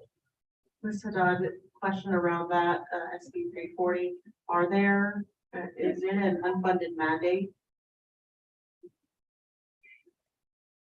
Yes, ma'am. So what we know is that with our ESSA dollars, funding, this year summer, acceleration and those dollars will fall off, with the expiration of the use of those funds. In order to fulfill the requirements in the bill, we have a fiscal note of $60 million. And this legislation does not have any funding attached to it. Thank you. Thank you for clarifying that for me. And then could you, the last one that I had was the opposition to the amendment of, it was after SB 340 regarding workforce. Yes, ma'am. AB 207. So as originally drafted, AB 207 provided for the opportunity for school districts to purchase insurance for liability insurance for work-based learning. And the initial intent was in order to make work-based learning more appealing for businesses. Unfortunately, an amendment was put forth that we believe, with the amendment included in that language would actually have, the opposite effect around being more appealing to businesses. So that original language provided immunity from civil liability for failure to obtain coverage or obtain a specific amount of coverage at sites outside of the jurisdiction of the school district. But without that original provision, the amended bill will likely result in districts reducing or eliminating work-based learning opportunities in those of the state, and therefore Clark County School District has been standing in opposition to that. And so we have been in communication regularly with the bill sponsors to see if there is any way we can, move this bill forward as it originally written, and are hopeful that we can continue those conversations. But at this time, it does not seem that that's the time. Thank you very much, Ms. Haddad. I'm going to turn it over to my colleagues, Trustee Guzman. Thank you, President Garcia Morales. Ms. Haddad, I think I missed the bill number for the school zones. Can you help me with that, please? Yes, Patricia had it. So SB 322 is Rex's law, which deals with reckless driving specifically in school zones. I'm not sure if you remember Rex Hatchett, who was tragically killed by a reckless driver out front of Manning Middle School. And what this bill looks at is the consequences for reckless driving, specifically in school zones where we know that kids and pedestrians are most vulnerable. Thank you. And then I just have a quick question again about summer school. I hate to beat this, but have we had conversations with Senator Dr. Loop about it? Thank you, Patricia Haddad. We have had conversations with Senator Don Darrell Loop in requesting some amendments. There was also just a quick follow-up after the most previous bill hearing. I think there was some discussion that we're trying to get a little bit more information on as far as the clarity around sort of how many schools or all schools that would be required to have these particular targeting and these particular program types, or just one, and sort of what that fulfillment looks like. I think we walked away from that hearing with a little less clarity than we had walking into it. The senator previously had, we did, like I said, we did propose some amendments, and at this point, I think they have not been accepted, but there are additional conversations that need to report information. Thank you. Thank you so much. Trustee Cavazos. Thank you, Madam President. I just have a couple here. On Ms. Haddad, thank you so much. On the supporting side, I missed a number between 294 on the revisions on the safe storage of firearms and SB, I think was 322. What was the number in between in the bill, between those two that we are supporting? Yes, ma'am. So Assembly Bill 400, which is the governor's bill related to education. Now, of course, there are many provisions in that bill. It deals with a number of different topics in relation to education. Specifically, we are supporting just a couple of provisions around teacher pipeline, as well as literacy improvements, and but recognizing that there are a number of different components in there that are counter to our public education focus. But that said, recognizing that we're also seeing an unprecedented increase in our total funding, and that these are also, of course, dynamic processes. So we are awaiting to see what some additional amendments may look like, and are very heartened by the continued conversations that are occurring amongst committee members in relation to this legislation and sort of how it's continuing to go. Thank you, Ms. Haddad, for elaborating on the parts of the bill that we are particularly supportive of. That is very helpful. And I have one other one in opposition after AB 175, and I think the bill 282 on subs. There was another bill in between there. I'm not sure if you said it was 342, 344. I didn't catch it. Thank you. Yes, Senate Bill 344. Could you tell me? I didn't catch anything on that. I'm sorry. Oh, yes, I apologize. And I'm sorry, Patricia Harris. So SB 344 has again, this was a bill that has a couple of different provisions relating to different things for public schools and for districts. There is a section in there impacting open meeting law, and particularly creating some new rules around public comment. Our opposition has to do specifically with some language in there around boards not being able to impede or interfere with public comment. And our critique is that it is sort of broad and defined terminology. So we want to ensure that that gets clarified. In addition to that, there's a provision for additional financial audits. And of course, CCSD, as you all know, is subject already to extensive auditing requirements. And so this would create an additional administrative burden, and that would not be funded.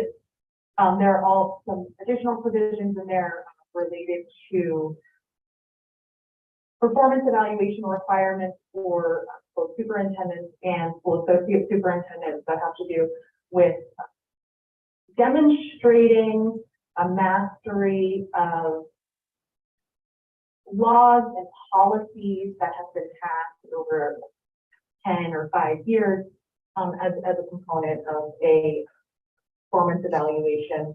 And then finally, there's a provision in there that is in relation to leaves, administrative leaves for employees of public and private businesses, and it looks a little bit different in the language, but particularly that leave so that families may engage with their students on, for example, parent-teacher conferences or other school functions. And so, I think we also have some questions on that piece around just how that might be verified and sort of what the implementation looks like, because it is also paid leave in that. Thank you, Ms. Haddad. Thank you for your detailed explanation. That helps a lot. And if I may ask, who is the sponsor of that bill? Senator Neal is the sponsor of that bill. All right, thank you very much. And I did have questions on the summer school bill, but my colleagues asked the questions and you've already adequately answered them. So thank you very much. Trustee Brooks.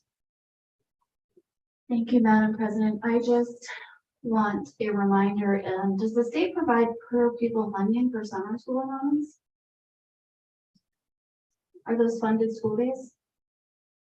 Madam President, Trustees, Superintendent Gerard Story. For the record, they do not. We are currently have been funding those programs with ESSER dollars. I just touched on that. I think the easy way to think about this is that if we were to be subjected to this unfunded mandate, we would be expected to provide 10, 11 months worth of schooling What's funding for in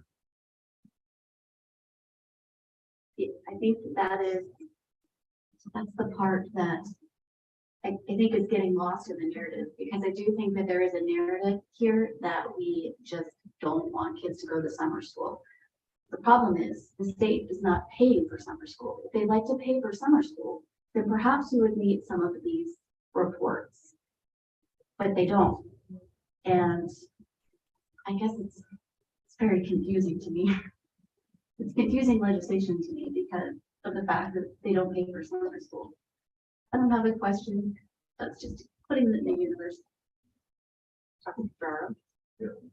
Madam President, members of the board, Trustee Brooks, if you recall, prior to the federal dollars, our children paid for summer school and it wanted by the legislature. Funding or a bill, summer school is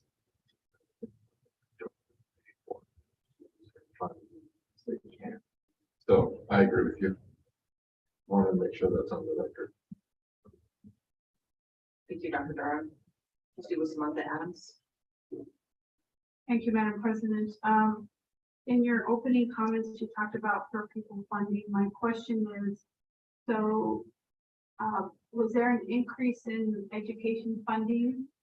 I believe that there was. And what was that increase from the projected? Number two is for us here in Clark County, even though we have an increase in education funding, what is still the gap? What is the amount that we're still lacking? Because we haven't funded education adequately in the state. But even if we have an increase in the projected, what is still the gap that we have in Clark County? And then my last question is on SB 175. It had a fiscal note, but a very small one. And so was there, did we provide more information to reflect an accurate fiscal note for SB 175? Madam President, Trustee Superintendent Jarrett, hot story for the record. And certainly Ms. Sabata and Mr. Watt can jump in here. But going to specifically the funding for the pupil-centered funding plan, I think it was mentioned earlier that it amounts to a 26% increase. What we're seeing is 11.5 billion that was recommended this week in the committee over the biennium. But that's still, if I heard your question correctly, does not get us to average nationally. I don't know what the total done by to determine what those exact numbers were. We in Clark County would see an increase over what was proposed by the governor with the $2 billion increase. We would see more money than was actually projected and proposed at that time. So we are grateful for the additional funding that would come to the school district. We would have to do some further analysis to determine exactly where it puts us in relation to the national average. Madam President, members of the board, just to follow up, I believe the number from the proposed budget, the original proposed budget, which is still puts us about 2,000 or so below the national average. Our CFO will be presenting a budget next week with new numbers that just came up. Call from the economic forum. So there may be some, if we have the numbers projected, there has been an increase, but it's not optimal and it's not to the national average. What about SB 175? Did provide additional information on the fiscal note? Patricia Haddock, for the record, if it's okay that I jump in. So thank you. Yeah, so revising our fiscal notes is something that we are working on. I had a conversation with some folks in our budget and finance team earlier today as well. At SB 175, submitting an additional, an updated fiscal note on that is one of the things that is on that inventory for us to work on. And we will get that in shortly. Thank you.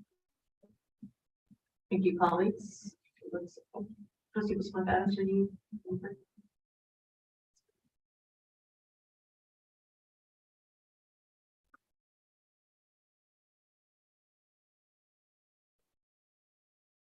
I just have to share that earlier, we hear about the incredible innovation that's taking place in our school district through the presentation we just had a minute ago, the investments that we've made in our support professionals, Starlight Awards that took place last night.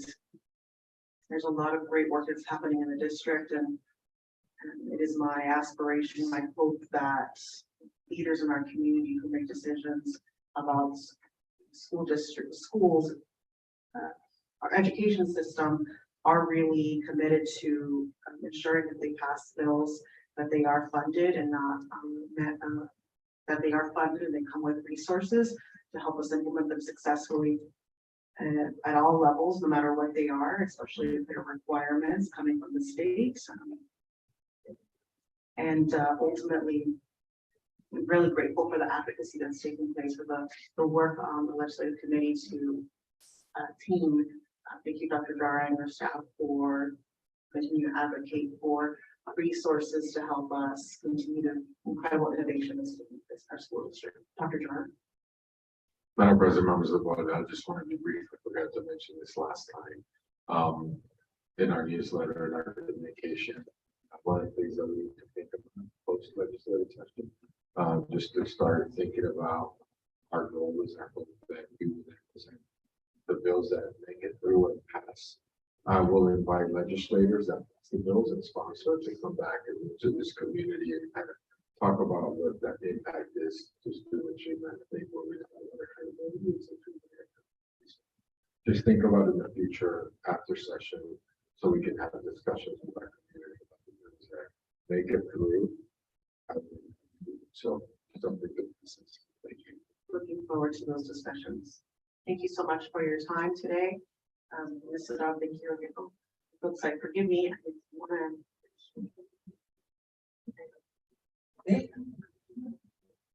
Trustee Cavazos, go ahead.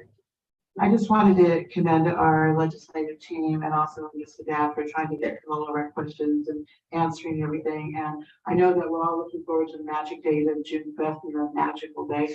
I just wondered maybe like in the future, so it wouldn't be so hard on our staff that maybe that we could get some kind of like spreadsheets with like support, opposition, maybe some like explanations, because I know she was trying her best, their long distance, and for you guys to answer too. So just something to throw out there and maybe be a little bit, easier on our staff. That's all. Thank you. Thank you for the incredible work. Appreciate it. I think we are set now. You may dismiss. All right, colleagues, we're going to move on.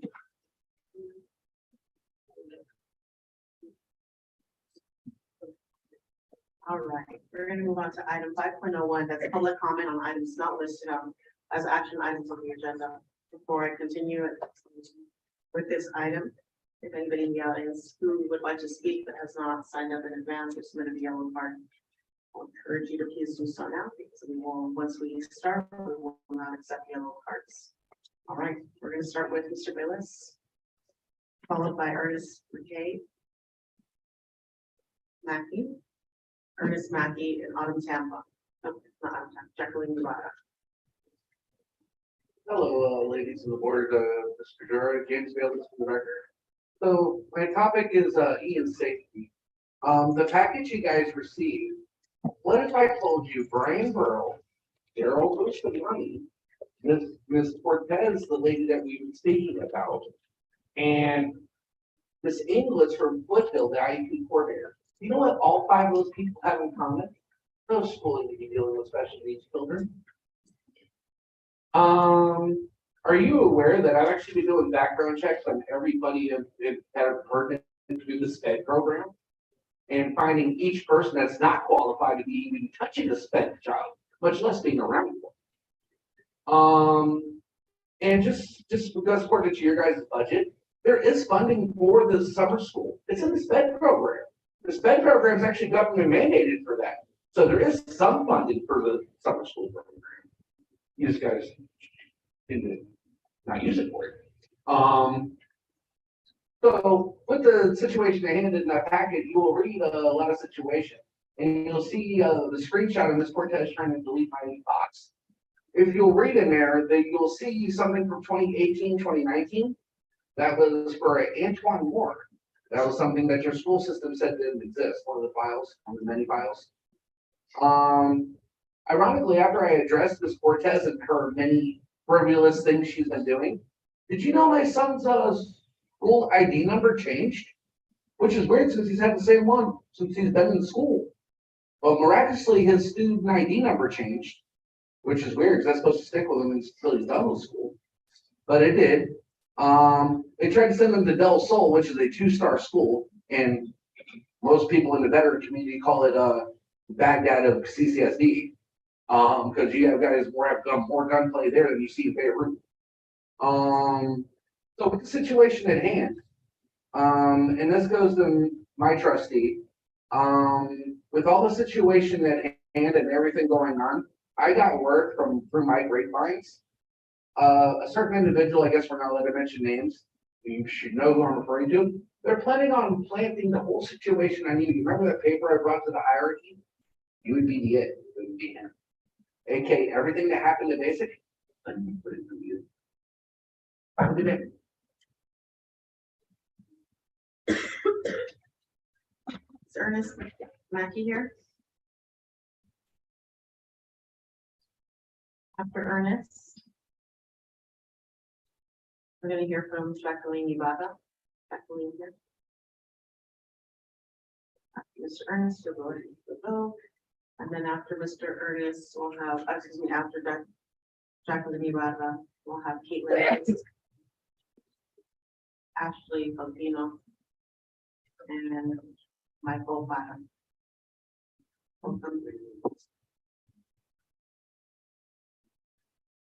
Mr. Mackey, could you bring the microphone closer to you? Thank His you. name is Ernest Mackey.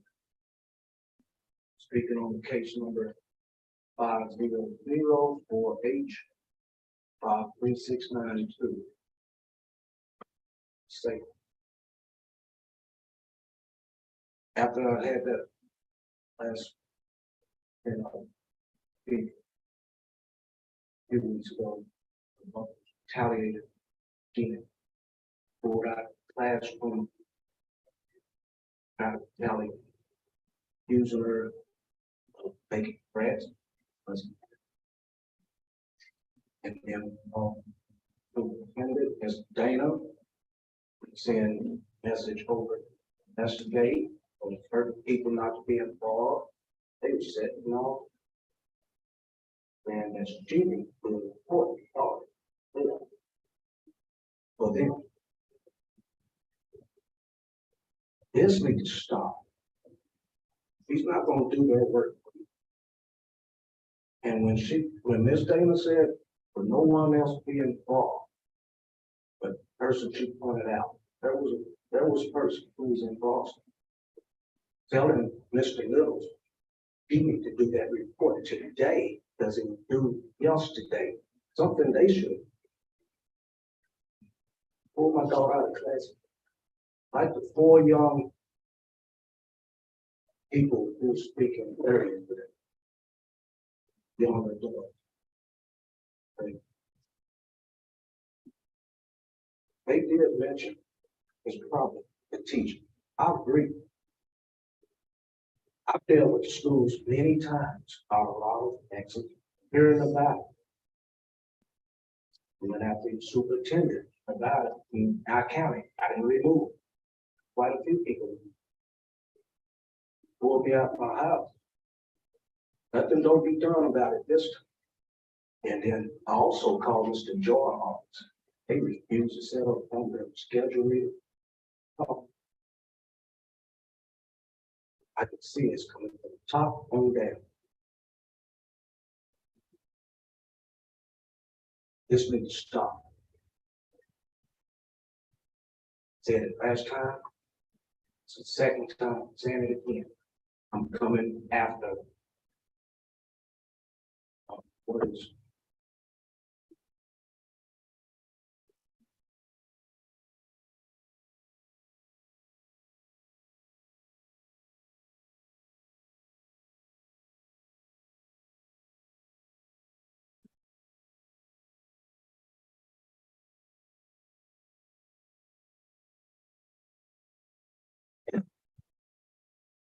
Gonna go ahead and move on to Ms. Rada.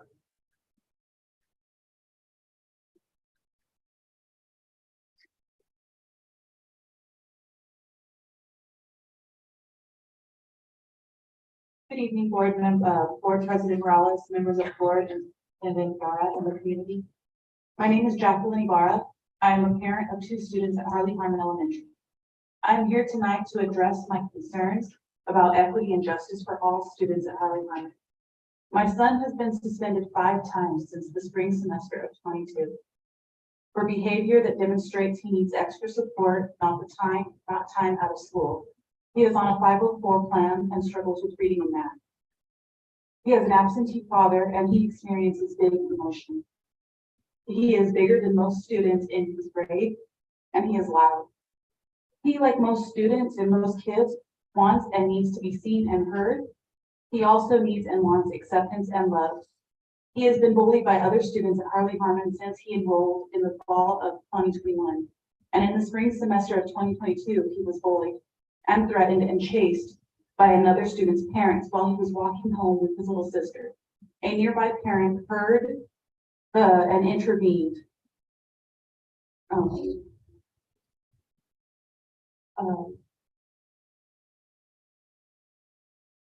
And intervened. When this was brought to the attention of the principal, she refused to get involved and stated that she had no authority over incidents off school ground. My son's latest suspension, May 8th, is the result of him being present as another boy and his sister were walking home and was bullied and assaulted by the other boy. My son has had negative experiences with the boy who approached him, so he walked ahead to avoid him. He was walking so fast that his little sister couldn't keep up. They turned around to see what happened, and they heard the boy that had been walking with a cry out in pain. They saw him on the ground, and he was complaining that his finger hurt. The principal then later pulled my children out of class to be interrogated the next day with them along with the other students who were there.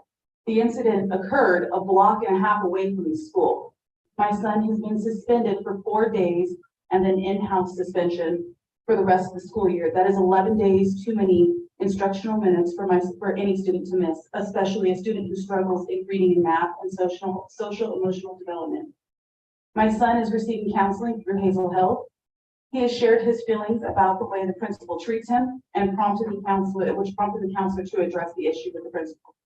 The principal has mentioned to me in one of our conversations and seemed angry about it. I believe the principal is taking me personally and targeting my son. My son is not being treated equitably and he doesn't feel safe at school. I'm asking the board and superintendent to investigate this matter and to be able to get my son back in the classroom so that he can get the education that he is entitled to. And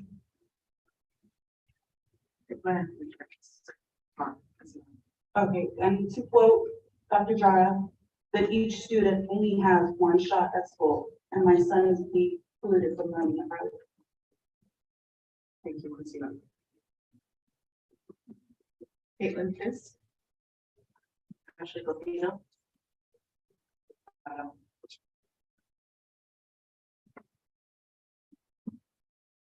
Good evening, trustees and Dr. Jara. My name is Caitlin Fisk and I'm a junior at Shadow Ridge High School.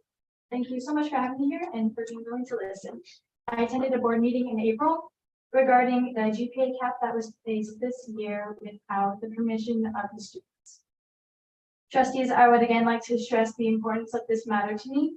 This GPA cap completely devalues the title of valedictorian, and it becomes something that dozens of students may gain through chance instead of something that a student has to strive for. In fact, several of my peers have recently checked their GPAs and with the cap in mind, said that they had no idea being valedictorian. In creating this GPA cap, the level of expected achievement for your students is lowered, and the honor and prestige that comes with being valedictorian is gone. This cap also greatly reduces our chances of being accepted into prestigious universities, as it takes away the advantage of a high GPA, especially since standardized tests are becoming less and less important as the years go by. What good does this cap really do? Because it certainly does not improve mental health, nor does it reduce student stress. For me, all it accomplishes is discouraging CCSD's top students from challenging themselves in preparation to attend top universities. It also essentially invalidates the hard work that I, as a junior, and other juniors have already put into our academics during our first few years of high school. As the CCSD Board of Trustees, your job is to help us students succeed and excel in our future. Part of doing that is listening to our academic needs and acting on them. So here's mine. The trustees that voted for the GPA cap, I will be frank with you, your vote goes against the will of mine and many other students. As such, I need you to take action and put the GPA cap back on the agenda for a revote. And during that revote, I need you to remember me and all of the other students who feel like they don't have the power to come speak in front of you. And I need you to remember that we are asking for this GPA cap to be removed. Thank you. Thank you, Ms. Bliss. Ashley Sophia. Followed by Michael.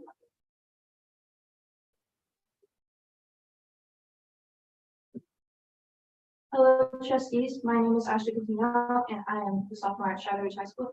I also came here today to discuss my strong opposition to the GPA cap. Currently, I am ranked second in my class, and as of now, it is a title that I am proud of. With this GPA cap being valedictorian and salutatorian will have no meaning. The cap being implemented can easily be achieved by many students in their junior year. Any student in my position would much rather have a lower class rank than share their title because of the cap that caters to students with lower academic achievements. I understand that the GPA cap was implemented to reduce stress and improve mental health, but it comes at a high cost. In one of the lowest achieving districts in the nation, why further hinder success? This GPA cap will cause juniors and seniors to have no incentive to challenge themselves. If someone has already reached the cap, why would they take AP Calc or Stats, or even for that matter, honors classes? As a student, I am relying on my school to prepare me for after graduation. To my knowledge, the pressures and stresses of adulthood are something that, at one point or another, every student will have to face. Life will never slow down for someone just because they are stressed. School is the perfect place for students to learn this. If we find ourselves overwhelmed with challenging classes, we have numerous resources to help us. It is best for us to push ourselves and learn our limits while we still have the help of parents, teachers, and counselors. When we limit a student's GPA, we are only limiting their success. This cap will only invalidate students' hard work and prevent further achievements. Trustees, I urge you to reconsider this cap and put it on the agenda to revote. Thank you for your time and consideration. Michael Plata.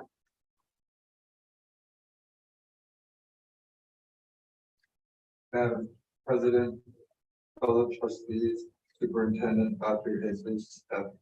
My name is Michael Parra.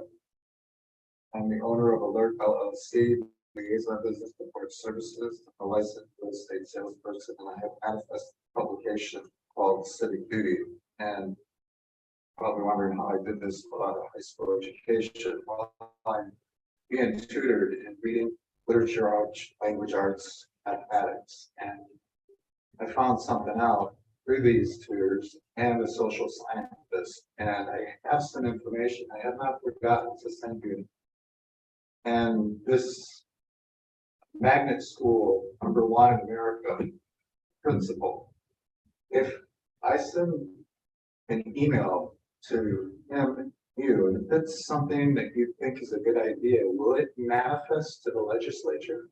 Because I think I have a good idea, because both teachers said, well, as an adult, I understand why mathematics is necessary. I developed land with developers, and I understand why geometry is necessary, why algebra is necessary. And I have an idea that might inspire students to want to learn math. And I also read an article in the paper about safe leadership, and I got a link that I want to communicate to you that will be very helpful. So if I communicate this via email to you, Linda, and Matt, President, are they two people that might influence the board to create an idea that I can come up with that I think might help our 49 quality school level to move up maybe 2 or 3 or 1, like magnet school leader? Mr. Parra, we're not able to engage in dialogue during public comment. This is your time to share your, Well, I just want to communicate that to people and I'm hoping that they send it to Linda. That's all I can say. I have an idea. I hope it. thank you very much. Thank you. Okay, colleagues, at this time, we are closing public comment, moving on to item 6.01, the upcoming meeting of the Board of Trustees on Thursday, May 18, 2023. That's next Thursday, 5 p.m. here in the boardroom. Okay, this time I'm looking for adjournment. Trustee Cavazos. Madam President, I'd like to make a motion to adjourn. Thank you. Trustee Mark. I second. Colleagues, we have a motion by Trustee Cavazos, a second by Trustee Guzman. Please cast your vote.